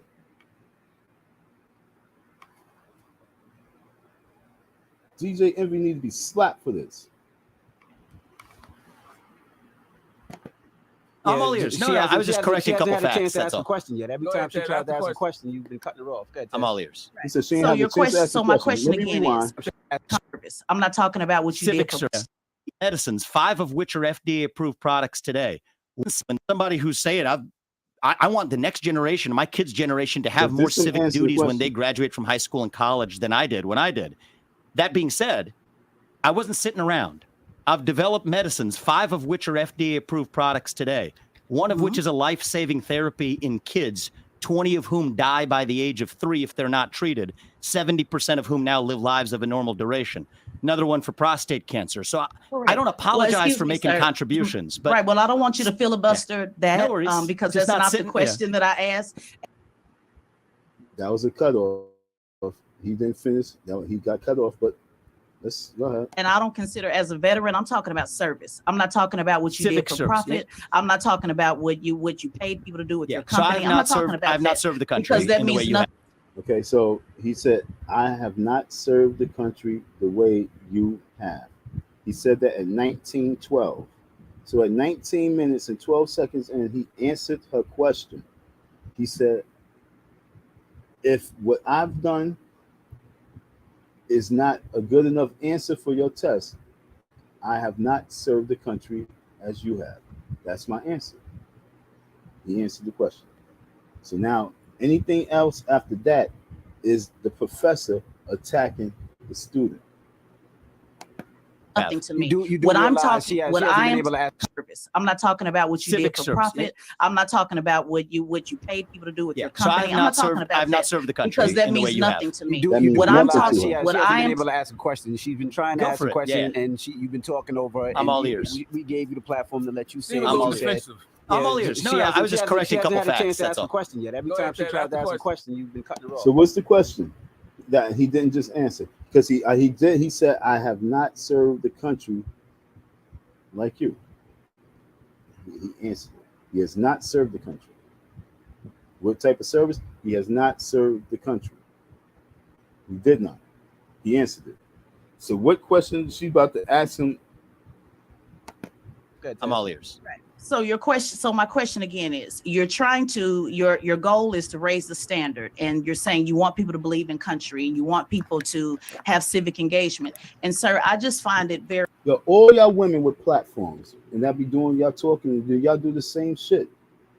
Y'all do the same shit. You ask the question, he answered, then you go and come back and ask the question. And you say, so my question is, you already asked the question. So what is your question? Okay, so your question is, and I answered it, but what is your question again? How do you want me to answer the question? What way do you want me to answer your question? This is what the Jezebel spirit boils down to. Many of you have this Jezebel freaking spirit of authority. You think that you are that person that I'm supposed to go through. Who are you?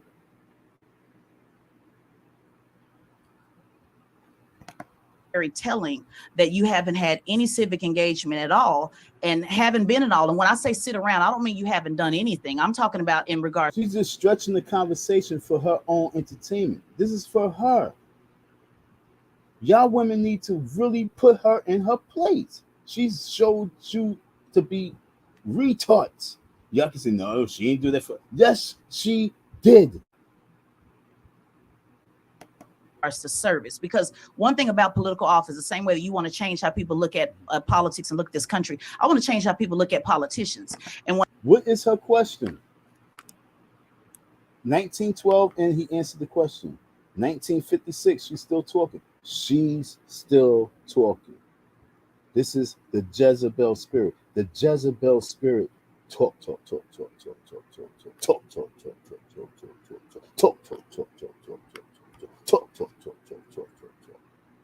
And it's all for her idolization. Quietly. She's talking you to idolize her, to praise her. She's talking to you to convince you that you must praise her. when I see that someone hasn't did anything at all to be of service to mankind, to take a leadership role, it's not good enough to just be on city student council. Were you a leader? All of that applies. Have you been able to get anybody in the room at any time, from a high school gymnasium to Ohio, Republican leadership there to now? Have you been able to get anybody in a room to believe in this vision? I don't agree with a lot of your vision statement, but I do know you've been going around having these discussions and getting everybody emotionally worked up to talk about vision and debate. But I want to get to the practical. You're trying to go from preschool to president of the United States. You're skipping over city council, county council, mayor, governor. You want to go straight to the top. So my question is, this a PR? Is this for the PR, the perception of reality? Or can you point to any leadership where you've been able to get people to believe in what you're talking about that they're not paid to do on any of these vision statements that you have? If not, then to me, it's a moot point, because you're holding a standard that you haven't met yourself. Pay close attention to this. Energy flows to where attention goes. If you are focusing on failure. So if you're only going to count government service, you're absolutely no, not government right. service. Okay. You got cut off again. The Jezebel spirit. Shut up. This is why I'm be going to people's platforms, especially when they be having women on their platforms. I really be hating, because my pace is really slim, because the rambling is.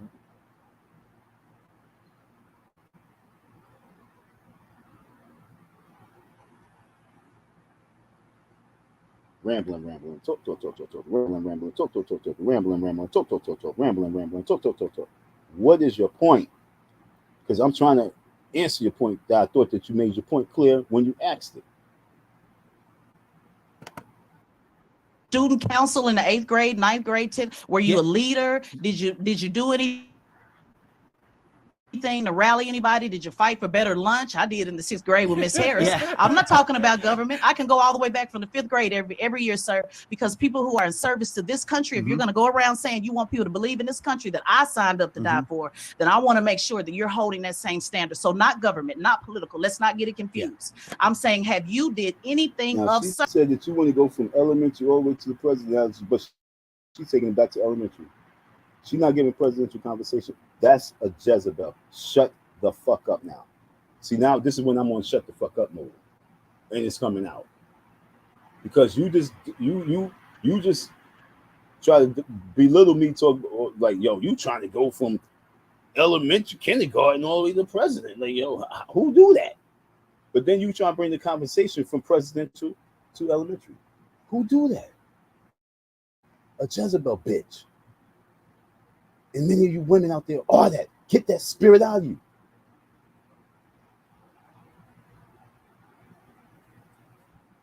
How in the world can you go from telling this man that he can't, what he can't do? You can't go from kindergarten to president. No, you can't. You got proof. No, you can't. But our conversation is going to be elementary conversation. And I'm going to give you a story. Look at the face. Service that we can point to say he is a good leader, like Chris. And I'm not even a fan of Chris Christie, but he was the student council president in high school. So have you done anything of service besides yourself that has not benefited yourself? It's just a simple question. So the acts of service that I have performed are small, so small that I don't even want to talk about them to boast. But yes, have I volunteered for this country? Yes, I have. I've always been interested in healthcare. It's okay to talk about the small things. Why is he cutting him off when he's talking? He said, like, he's still talking. He's still in the same conversation. He's being humble. See, that's the problem with you black folks. You too hip-hoppers. You too P. Diddy-ish. You too Puff Daddy. You bad boys. Bad boys for life. Lil' Kims.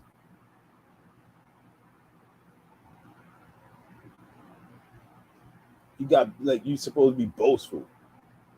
He said, at the beginning, he said, I don't have a problem being humble. He's been humble all the way through this whole conversation. And yo, I want y'all all to know one thing. I am so against gentrification. I'm so tired. I'm from Queens. I'm tired of all the Indians moving to the community, taking over the shit. But that's a jealousy and hatred. So, but because it could be a jealousy and hatred. So because I'm gonna make my tired and my frustration different. I'm gonna use it for a different energy.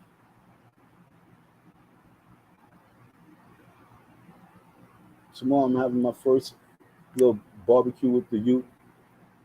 I'm gonna go live tomorrow with doing my barbecue, sponsored by Project Picking Up. For people who've been supporting me out there in the community, you know what I'm saying? I've been hitting the streets and they've been supporting me, so I'm gonna show love. I'm gonna show love back. Project Picking Up is gonna sponsor a little camp tomorrow. These are little things. These things are little things. They're big things, but they're little things that we ain't boasting about. But people think that you're supposed to boast about everything. We do so many little things that we forget them. But if we put it on a resume, do you know what our resumes would really, truly fucking look like, you bozo clown?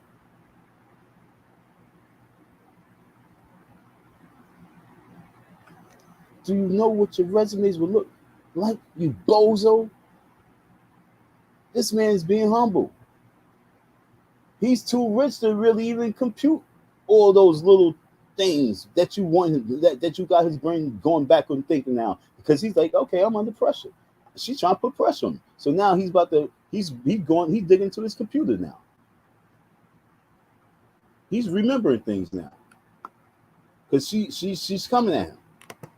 Small things, right? But thank you. Oh, well, let's just mention Bethesda North Hospital. So it's really a no? No, it's not a no. It's just something I don't like boasting about. I well, volunteer. We're not boasting. It's an interview. So You're boasting on your vision and everything else. I think you boasted on the millions of dollars. When did he boast about $1 million he made? that you made. So let's just throw it out. So in sixth grade, I'll give you an example. I'll help you out. In sixth grade, Miss Harrison. What is she talking for? Still. See, this is about the Jezebel spirit, ladies and gentlemen. So I'm going in now. I told you now I was just bringing up, setting up, letting him talk and just intervening, trying to get y'all to be on a certain level. An open mind, open ears. I told you, I need you to have open mind, open ears, because I'm going to talk about a Jezebel spirit.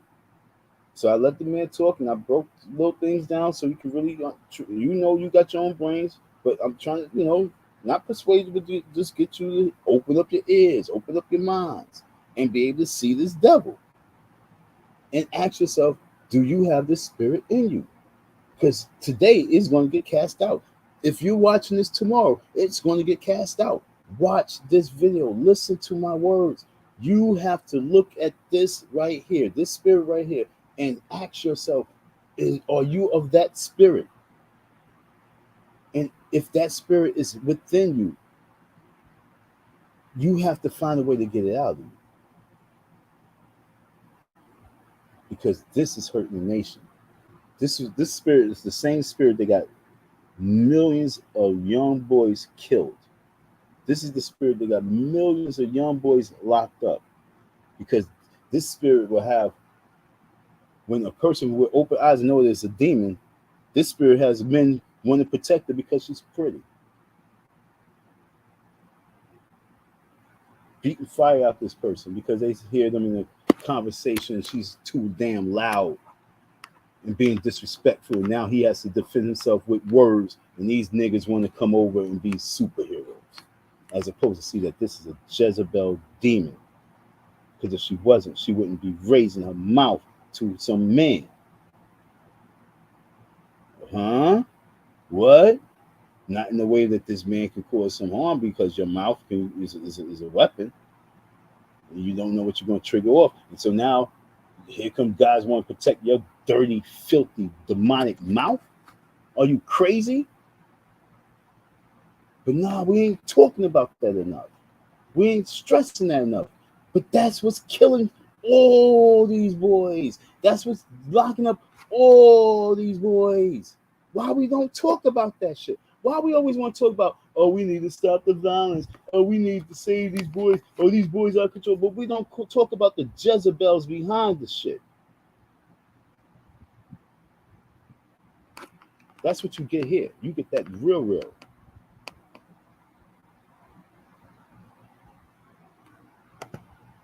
Miss Harris was slap. Let me give you an example, because maybe you're confused. In the sixth grade, Let me give you an example, because maybe you're confused. The man already said, no, not in the nature of what you're talking about. The only thing that I've done, and he was trying to explain, he said, because I'm in the field, he said, I've always been in the field of pharmaceuticals and health. And he got cut off. And Charlamagne said, so is that no? Is that no? He said, no, it's not a no. And then she cuts him off, talking about you confused. No, I'm not confused, you ditzy bro. Let me finish talking. Then stop cutting me off. Envy, she's cutting me off. Let me fucking finish, my nigga. Do you need some water? Take control. If you can't debate with this broad, you're not going to be able to be strong in the debate, especially a real debate with these other guys. You will show weakness. Stop showing weakness amongst these women. Stop giving them that power over you. He was supposed to shut her down. I can't wait to talk about my court date, my court situation. You got to know when and how to shut that beast down. She was supposed to got shut down right now. He was supposed to tell her, I said, no, you supposed to say, I'm not being disrespectful, but I'm not confused. I don't need to hear your story right now. I want to finish what I've done in my civil service act, so that you can know more of me. I don't want to know of you. You're not running for office. This is not about you. I would have said that to her. She needed to be humbled. The same way he said, I'll have no problem being humble. You were supposed to humble her just the same way. But you boys are not men. You boys are not men. And women, I love y'all, but don't think that if I'm not wrong, if I'm not doing wrong, and you're cutting me off and you doing no, I'm gonna check you. It brings a thought to me when I was having a conversation with one of these young ladies from these YouTube streets. And she asked me a question, and I answered. Then she asked me another question of the same question, just another way, but asking again. And like, yo, we're not going to do this. And if you're not going to understand why I'm getting pissed the fuck off, then you really don't know me.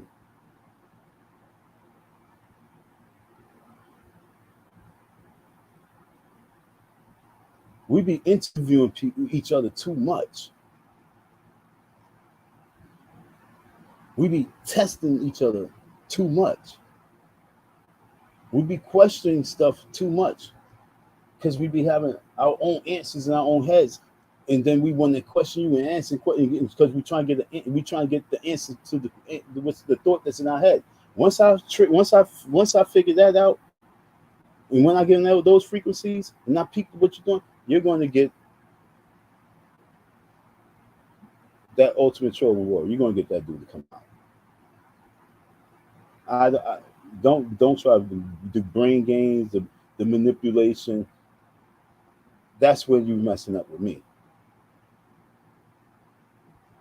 Like I said, I don't have to have all the words, but that's when you're messing up with me. I'm a master. And I say that humbly because I'm nowhere near a master, but I'm a master when it comes to you. And you, and you, and you, and you, you, and you, and you, and you, and you back there, all the way in the rear. Yes, master. Because y'all can't see that this is a Jezebel spirit. Because all y'all was just see, y'all was want to agree with her. Yeah, these people are taking over. I'm gonna say it again. They are taking over. Why are they taking over? Because they are not victims. They ain't playing victims. Because look, in the last 100 years, we have not been victims. And I know y'all look, you're bullshit. No, we haven't. You like bullshit. Now, I mean, I'm looking at a hat right now, say we charge genocide. I mean, like for real. But no, we haven't. The only yes, we have. We've been victims to ourselves. We've been, but this is for tomorrow's. Okay, the same. Okay, that's for tomorrow. Us being victims. Remember that. The only reason why we victims is because we do it to ourselves. We did it to ourselves. We've done it to ourselves. We keep doing it. That's just it. And we need a wake-up call. I wish my platform was so much bigger right now just to get this message across. Because I want dialogue on this. I want conversation on this shit.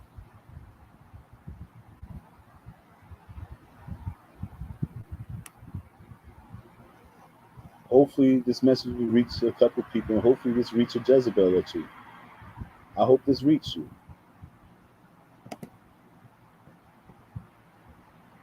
Let me try and let her finish up. Terrace was snatching papers from everybody in the classroom. So me as a 10-year-old, I went to the principal and said, I'm tired of Miss Harris snatching papers. And I organized the students around getting Miss Harris to stop snatching papers. Now, there was a consequence for that. I got suspended for 5 days for talking back, and I got in trouble. I got a spanking, and I was on punishment for months and months. But that is a simple way of organizing people. So I want you to kind of boast about it the way you did the millions of dollars and said what you did with the pharmaceutical company. So what's his next question? What leadership can you point to that you've been able to rally anybody around anything that is of service that you did not pay anybody to do? I think that's important for the next president of the United States. Sure. So I've always been drawn to healthcare. That's why I ended up founding companies in that space. When I was in high school, part of what drew me into it was that I was a volunteer at a local hospital. I actually became the leader of that group of volunteers that actually discharged women who had recently given birth. That was it. Nothing big to it. Did you do anything we can point to stand out? But I want to say something about that, because I say that in the book. If I'm being really honest, why did I do that in high school? A part of the motivation, I'll be just brutally honest with you, was part of the motivation was that's actually what allows you to get into a good college when you graduate. Is Right. you want So to check it was the box about. of So it community was service. about you. So So there it was was an about element. self. So there's that, and I'm admitting that in a way that very few other people do. But I got to be honest about it. That was a big part of why I did it. Yeah, when it I was about graduate, self, and I'm going to be honest, and I'm going to give it back to the guys. if I I'm can- going to be honest about it with you. Yep. Leadership is not about self. I agree And with so you on that. What I just heard is that everything is about you. And to be honest with you, this is just a PR campaign, sir. To be honest with you, ma'am, this is just a PR campaign for you. And all that you did was make me not believe in your kind anymore. Your kind. The Jezebel woman. I'm looking at many women now who has that look that you have. This is the Jezebel look now, okay? Women, if you look like this, if you look like this is what the Jezebel spirit looks like. The Jezebel spirit is fake. It's made up. If you are walking around fake and made up, you have a Jezebel spirit in you. Whether it's high or mild, you have a Jezebel spirit in you. And you must look in the mirror and find yourself. Because that's not you. with you, and I think you're trying to go further to the right because you want the Republicans to accept you as a man of color. And I think the only way you think you can do that is to be so extreme. I appreciate your opinion with your positions, and I think you need to do a little bit more work in service. I'll give it back to you guys. Let me ask, because she did ask me a question, and then he failed the test that she didn't even allow him to speak on. She should have asked the men, did he fail the test or not? But I don't know how you could fail a test that you don't even answer. So maybe he failed it because he wasn't able to answer the questions, and so you just failed because he didn't fill in the blanks. But if he wasn't able to fill in the blanks, then why would he fail? You failed as a test administrator. You failed as a special guest. You failed as a black woman. As a black woman, I'll tell you, you're not going to see many reviews saying, yo, she ripped a hole in Ramaswamy. You're not going to see many people saying that this woman right here, this Jezebel right here, showed that Ramaswamy is not true to America. You did not show that. You did not prove that.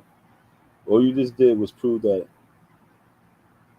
you, along with your kind, have a strong animosity amongst anyone who has wealth. Donald Trump has wealth, black people want to hate him. This dude has wealth, black people want to hate him. They want to find fault.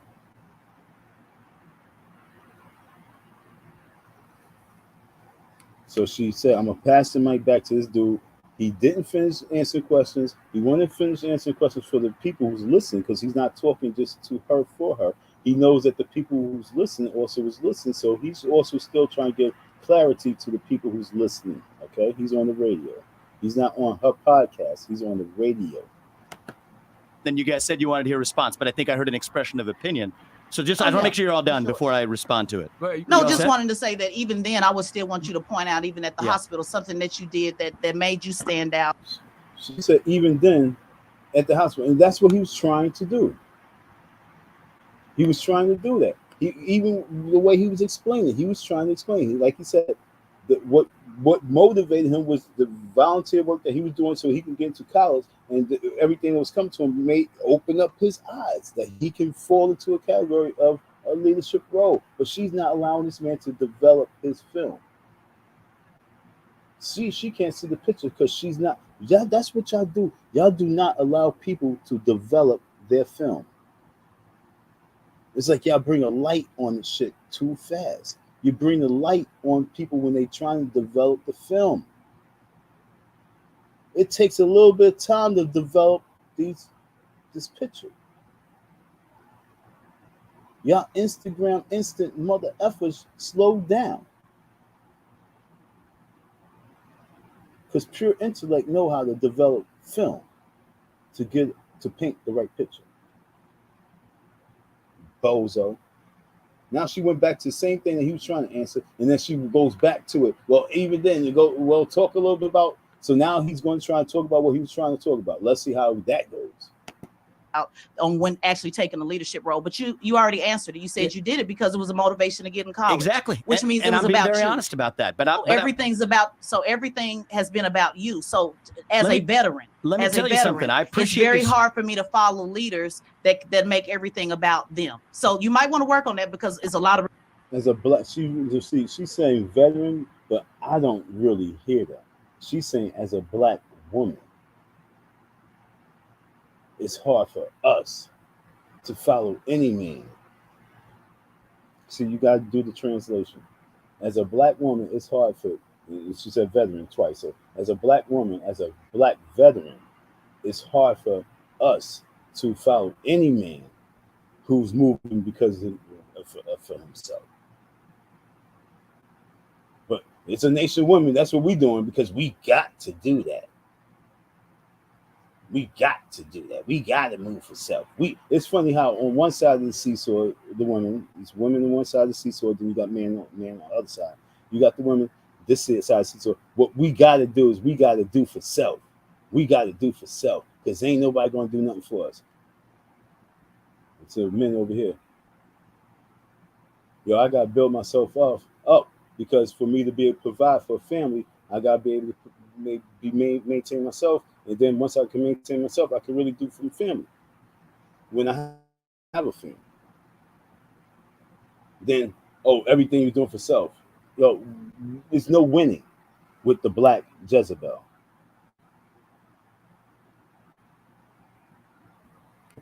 Veterans and Republicans, so you might want to work on that talking point and maybe do some volunteering while you're on the campaign trail. I'm going to give it back to Charlemagne and Envy. Yeah, once I want to be respectful. Want to make sure you got everything you wanted to on the table before I respond to that. If this was just us, it would be a lot more. You guys tell me. I'm the guest.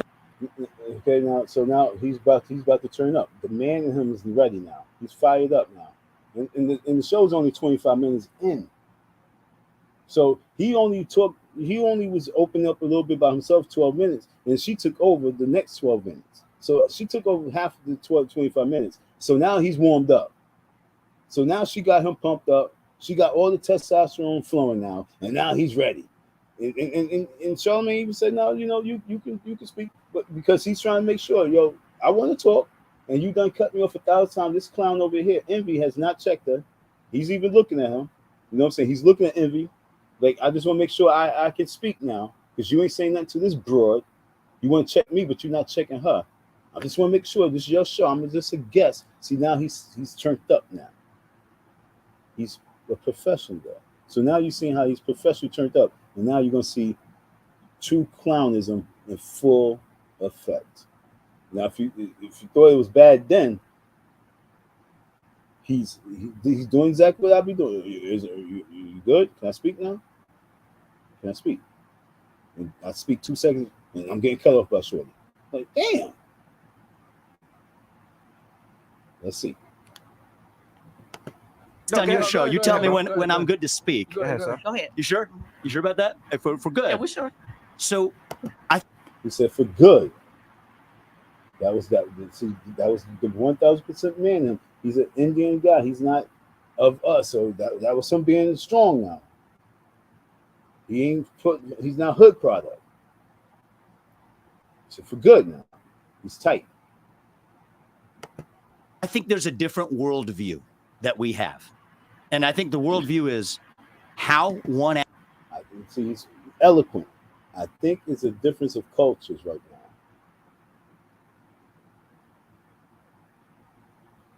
actually makes contributions in a country. I do not believe that there's a separate category of just if you're serving the country and then if you're acting in self-interest, that that's somehow sinful or wrong. I reject that vision. To the contrary, I think capitalism is the best system known to man to lift people up from poverty. I deeply respect, and I thank you for your service to this country. I'm grateful for it. I haven't served the country in the way that you have. But I think that the way you get ahead in capitalism, how did I develop a multi-billion-dollar biotech company? It was by developing medicines that save people's lives. A lot of people say capitalism causes poverty. Yeah, I disagree with that. Okay. I disagree with that. I think that capitalism demands that you provide something to someone that helps them more. See, poor people. See, Charlemagne cut the man off when he was intellectually talking again to say some dumb shit that makes sense to a lot of dumb motherfuckers. So now I have to respond to some dumb shit for dumb motherfuckers to know that you're a dumb motherfucker. Excuse my language. But I'm tired of you dumb fucks. Excuse my language. I'm tired of you dumb people. He's on some Biggie shit. More money, more problems. He's talking about capitalism brings problems. That's what poor, broke-minded, non-creative people think because they cannot get it. That concept came from a jealous thought.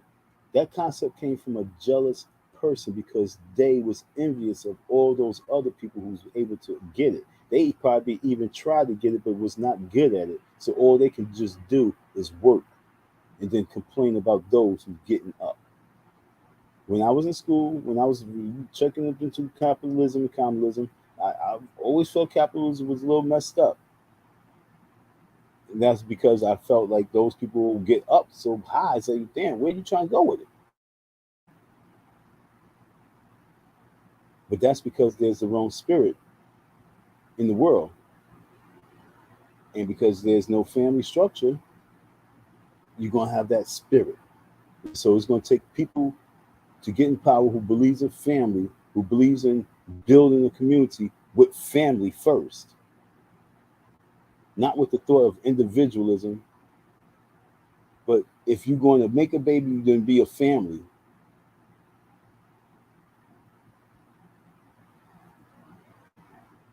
If you're going to be doing something, be doing it for the family, even if you don't have a family. Do it for your community family. Once you start moving like that on a capitalistic way, you think capitalism is great. But because so many people move in a greedy manner and they taught to be selfish, we're going to come and say, well, capitalism it could be a problem. It's a problem with you, a broke-minded person, which many hundreds of millions of people is. That's why they get on the internet and they follow people's lives and they do nothing but reaction videos to get wealth and get notoriety. Why I'm doing this because I spoke about the Jezebel spirit and I'm going to cast the Jezebel spirit out of you. That's why I'm doing my cast. I told you that we got to get in our lane and move in our lane. So I'm showing you that, it's way later than what we think. Our lane is closing.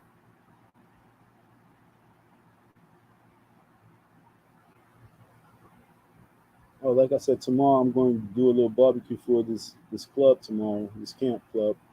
So if you would like to help out, I'm going to, get just some doggies, some hot dogs and they call them blizzies, some hot dogs and that's it. You know what I'm saying? I'm going to have the water ice and shit, icy. But if you like to help me a little bit more so I can throw some burgers out there for them as well and give them a juice, that's a great thing. So you'll be able to give them juice because I'm going to host my first little seminar tomorrow. So I'm gonna provide them with a little something. So if you would like to help out, it's $ICDon167. Thank you. We're gonna be doing these park takeovers in different locations all throughout the summer because I'm gonna be hosting a lot of little seminars right there in the park. I made a nice little rapport with these people. So I'm about to do a park takeover, like 5 park takeovers. We're gonna have these kids out there in the park. I'm in a different economic zone, a different mindset. See, the capitalist, me selling the product got me into a better economic situation. Not great, but just a better economic situation where I can do more things. That's what he's trying to explain. but they cannot allow him to explain it. I'm saying the same thing, not even knowing that that's what he's saying. And when I go back, that's what he's saying. That's why he's saying capitalism is a great thing when you're going to do right things. That's why it's a struggle for a person like me. We don't have a strong family backing and friends and backing because there's so many Jezebel spirits in men and women, family and friends. So that's why I'm doing this live, because we got to get this Jezebel spirit out of us, especially if this black nation, this African nation, this Negro nation, this colored nation wanting to move forward. Stop acting like niggas.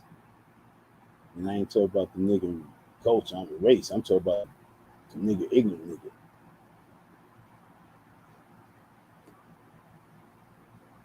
Rise up. Black man, rise, original rebel. It's time for us to destroy these Jezebels. Call her for what she is. When you come across a chick, don't call her a bitch, call her Jezebel. She ain't gonna know what you're saying. Most of them don't even know it. She's like, what? You Jezebel.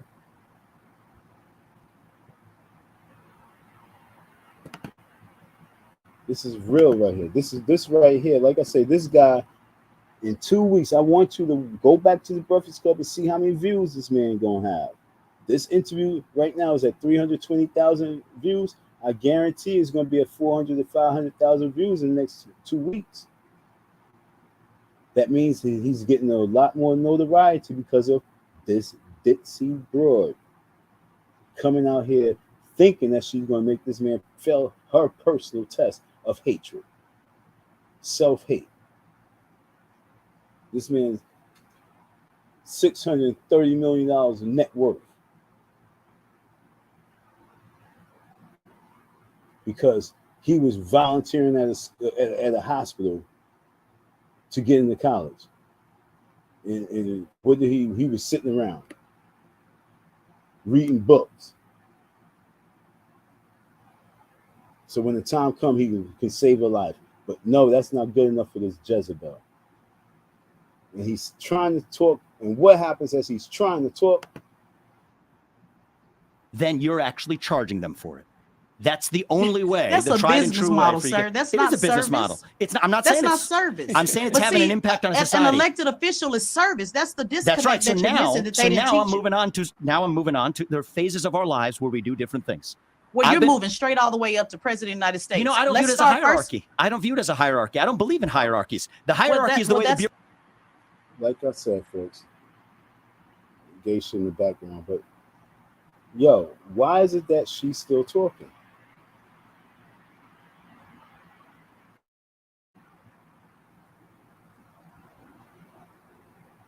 Why are these men allowing her to do this? Why they called her to do this? Why they sat back and laughed about this? Like I say, folks, I hope that this message gets, when I say this message, the message that people are putting out, it's not just me, the message that the people are putting out. I hope our message get to these people to realize that, yo, we don't have your back. We think that you are clowns. We think that you are weak and you want us to be weak, but we are not weak. We are strong. We are mighty, and we're going to prove it. Because this right here is not acceptable. Bureaucracy works. I don't believe in so we have a difference in opinion. You also don't believe in service, and that's where we're having a disconnect. Well, I disagree with you on that. I just disagree with you on that. I think it's whack that you're proposing to revoke voting rights for 18 to 24-year-olds unless they meet certain qualifications, but you never exercise your rights. Well, so long. So most young people don't, is the whole point. Well, so, Charlamagne, let me ask you a question. Do you think the largest voter turnouts have been over the last couple of elections? Few elections. They still voted at a very low rate, but let me ask. See, Charlamagne just proved something. That's what I'm trying to tell you. When we speak, we just be speaking off of certain dumb emotions. He said the last couple of elections, it's been the largest turnout of young voters. That's because of the hate that the media then built for Trump. See, you gotta realize from Barack Obama, political world needed some rock stars. You have Barack Obama, and you have Donald Trump right now.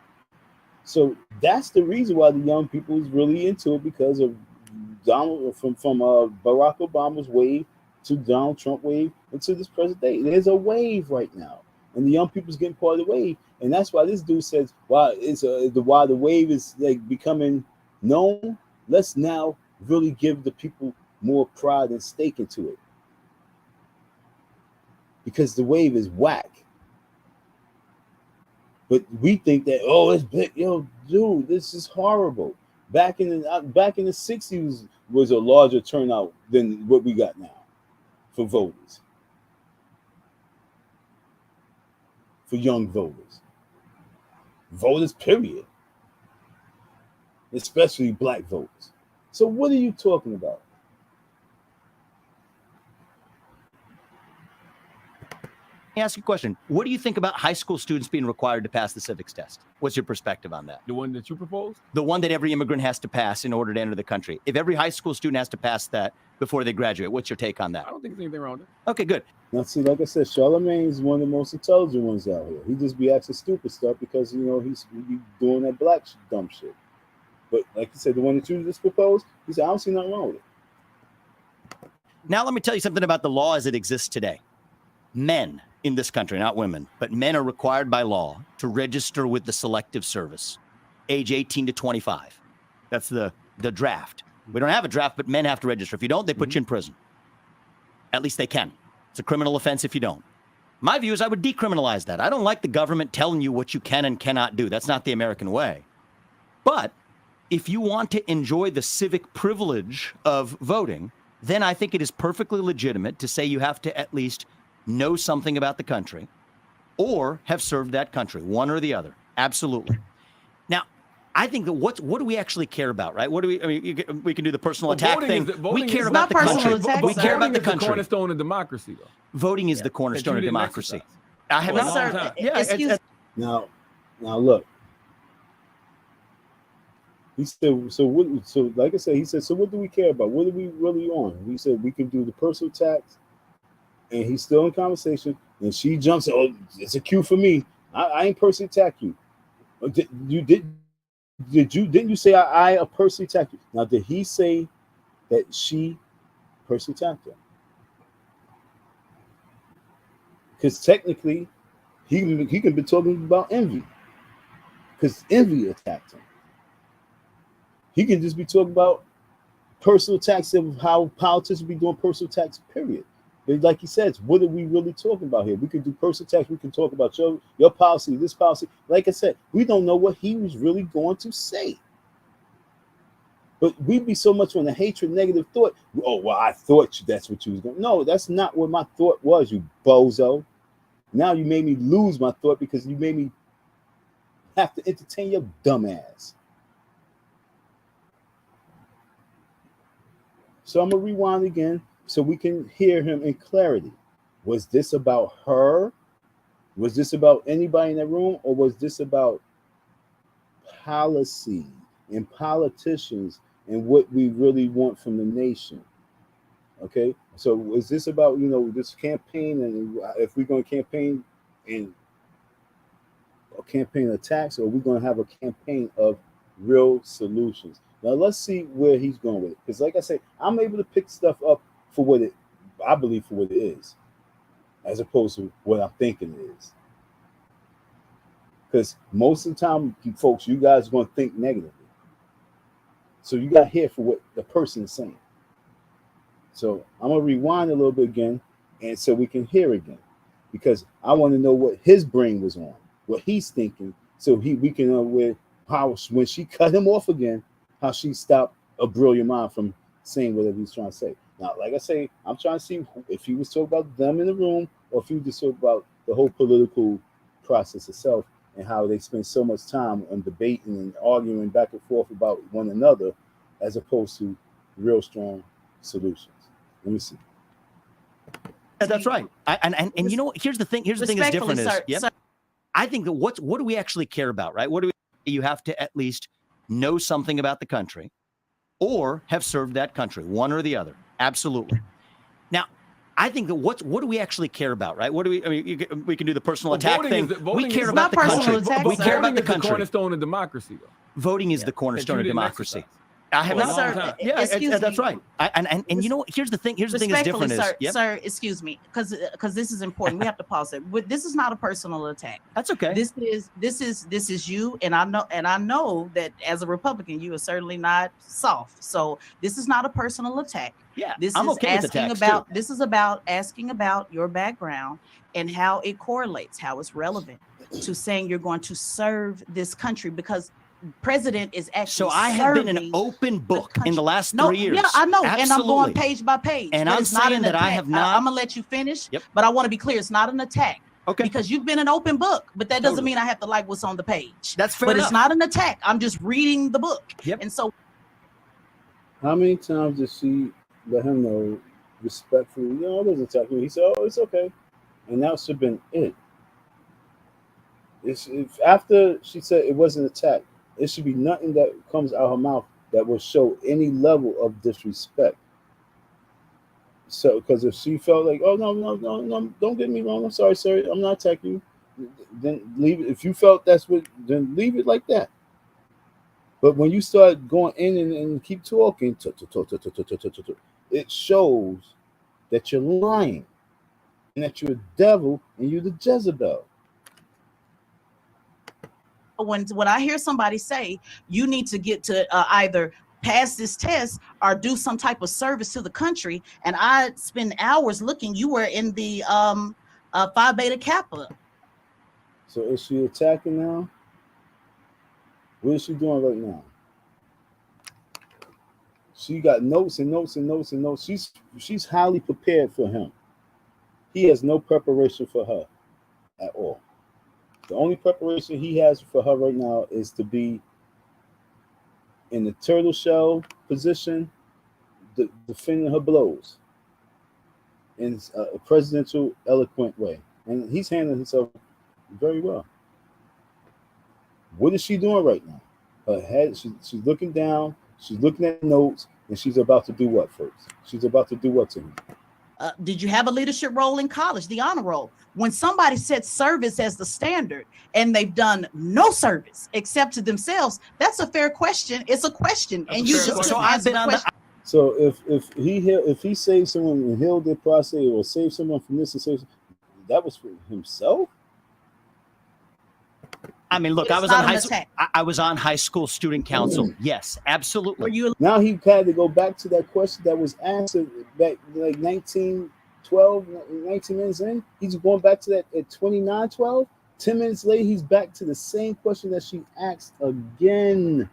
And he's answering it for her again. This is what y'all Jezebels do. This is what y'all do to your boyfriends. This is what you do to your baby daddies. And then you try to make it look like he's the one. And all he's doing right now, trying to tune you out by playing video games. He's always playing video games. Why? Because he's trying to tune your psycho crazy ass out. Because he don't know how to just leave. Because he's weak without you. Because he think that he can't get another one, another you. Even if he can't get another you, there's another one out there. We men must start leaving these Jezebel spirits. Stop impregnating. were you a leader? I was a vice president of my high school student council. Absolutely. I was the Okay. president of the Okay, National great. Honor Society. I can go down the list. It's just that That's these are what I not- was asking you to do. Go down the Absolutely. list. But So proceed. I was a president of the National Honor Society. I was the vice president of my student council. I was a lead amongst the volunteers at the hospital where I served growing up. I was actually a leader in volunteer research over the summers. From my senior But year, all of that, but you already admitted all of For myself, I'm gonna go through this entire video because I'm like I said, at any point in this video, whenever you go into it, you're gonna be able to hear the real reality check. This Jezebel spirit is amazing. He stopped. He was talking about, like I said, he's talking about real stuff again, and he's entertaining this Jezebel, this distraction. Most Jezebels are distractions.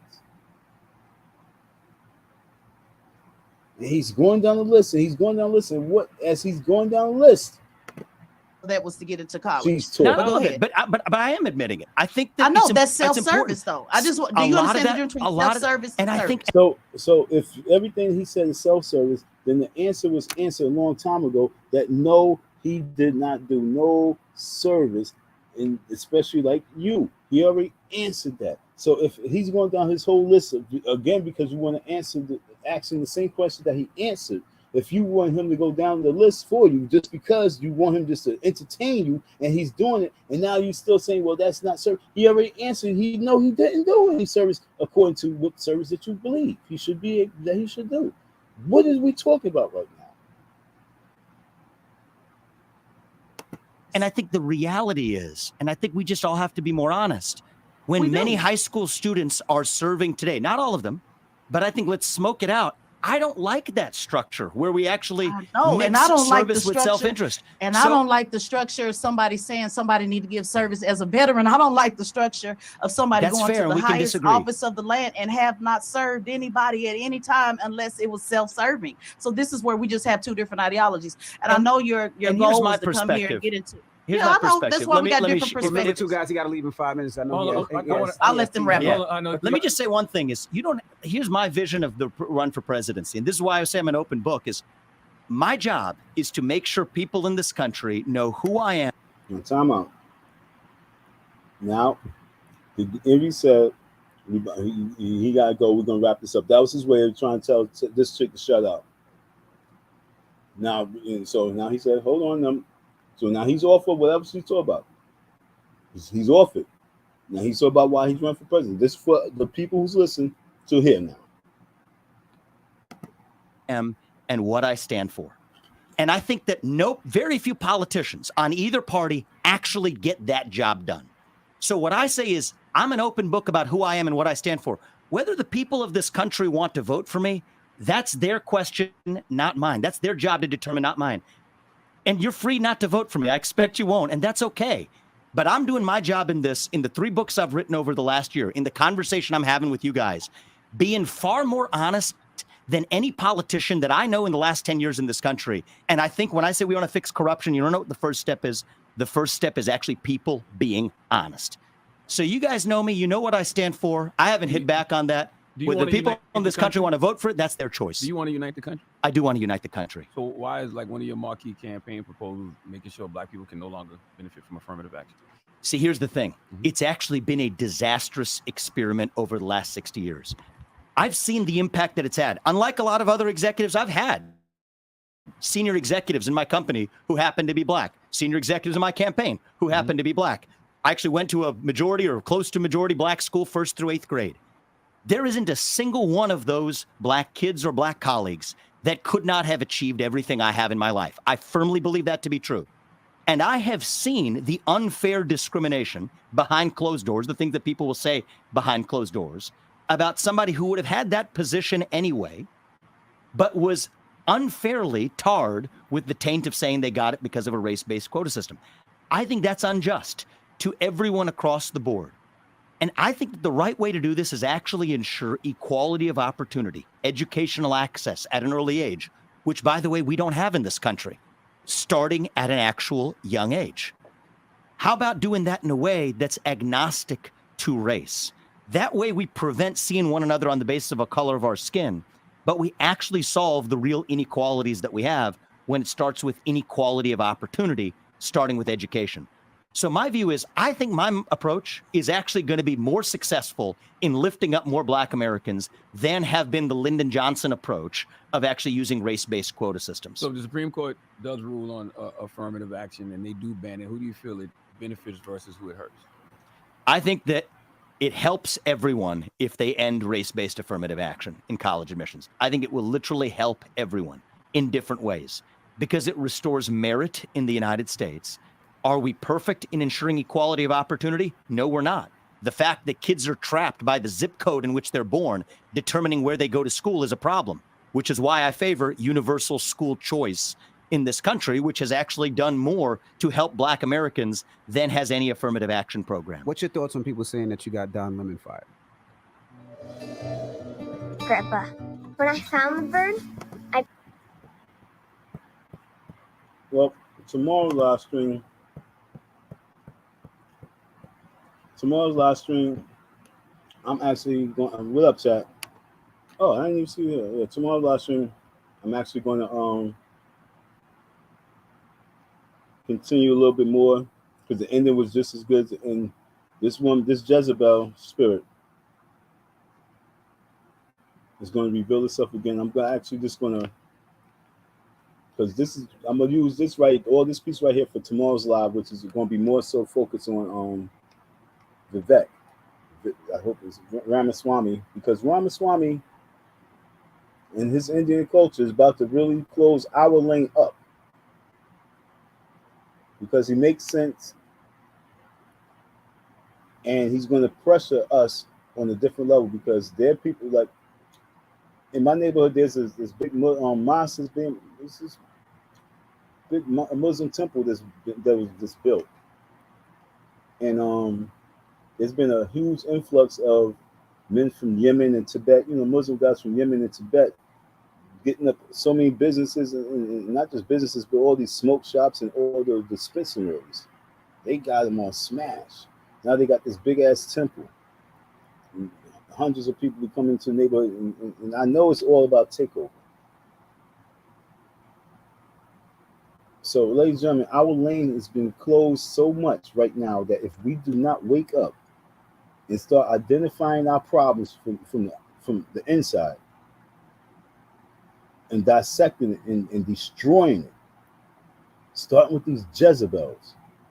If we don't start doing that, folks, we're going to lose. Chat, what you say? I didn't get a chance to look at this. What you say? When you get a break, can you speak to what happened after him? Nah, I ain't doing that right now.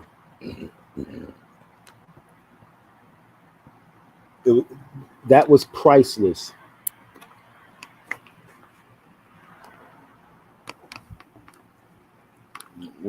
Folks, so in regards to the Jezebel, whatever that chick name was,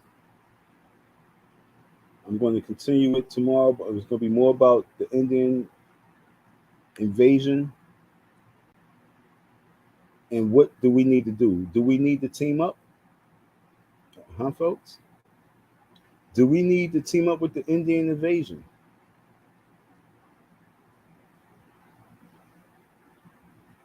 That's a deep thought.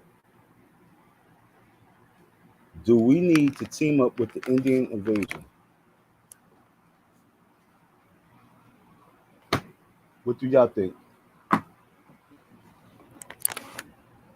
you think that this guy has a chance to be a front runner? He's already supporting him, and he's doing good in the polls. Do you see him as becoming a front runner?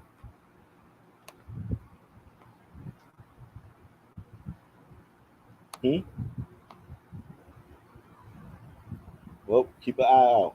We're going to watch this. We're going to follow this, folks. Hood politics in full effect. I got a master plan. Ever since y'all know me, I had a master plan.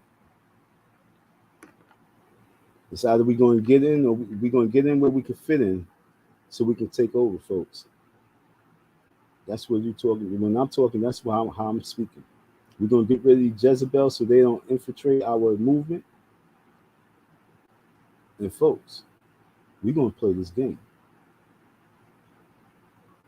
So on that note, I'm going to end this on that note. And I'm going to save it for tomorrow. I'm going to make up tomorrow's live. I'm going to do tomorrow's live to make up for yesterday's live because I got to stay on this topic right here. This topic is very important, folks.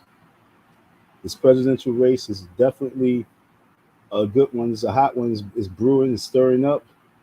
We got scandal. We got a lot of things going on. And then we got the Jezebels giving their points of view, their elementary point of view. That was an elementary point of view that she did, trying to tell him that he's trying to go from elementary to presidential status. But yet still, that was an elementary conversation this broad gave. And Charlemagne, I'm pretty sure you had many more intelligent questions to ask this dude. Many more intelligent questions to ask this dude. And you allowed that silly broad. Yo, look, you never even allowed Angela Lee to talk that much. You allowed this woman to talk that much. You normally cut Angela Lee off 1,001 times. You didn't even cut this broad off one time. Charlemagne, you need to slap yourself. Matter of fact, you the donkey of the day, Charlemagne. Because you know that you wanted that interview to go way different than that. You know you did. You know in your heart, you said, yo, I really wish I could have asked him this. I really wish I could have asked him this. I wanted to get his point of view on this. You know that you should not allow that woman to go as far as you did. Charlemagne, you are the donkey of the day for that.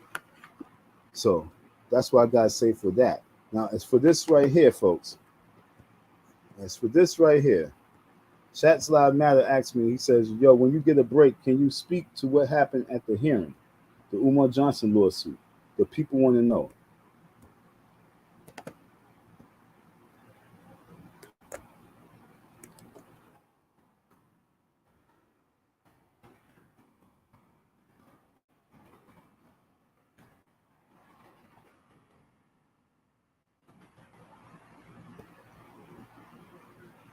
Every story is a story, sweethearts.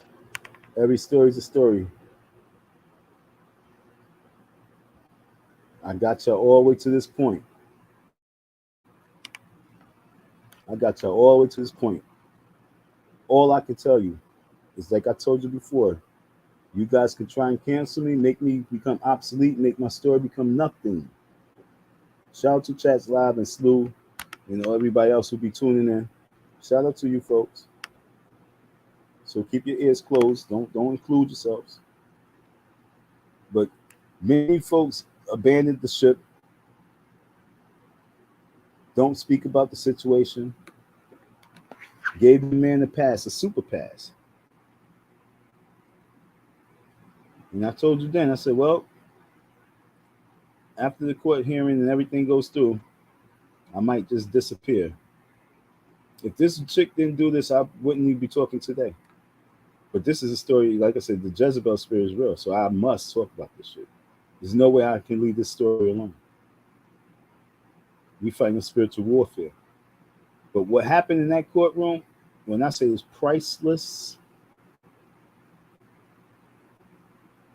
y'all gotta hit the dial sign. Icy Dawn 167. Otherwise, that's just my story. Because it meant nothing to you guys.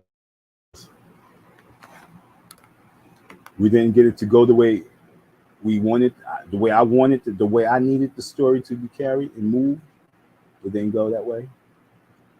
The movement from it didn't go that way. But the impact, the impact, folks. If I decide to talk about it, the impact.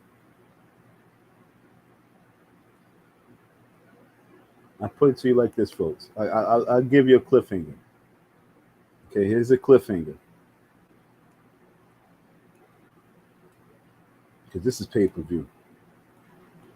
But it's been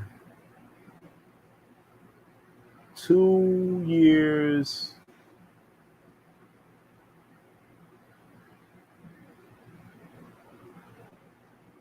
Two years and about like 2.5 years, 2.5 years. Or 2 years and 3-4 months since I seen Umar Johnson. Oh, I'm lying. I apologize.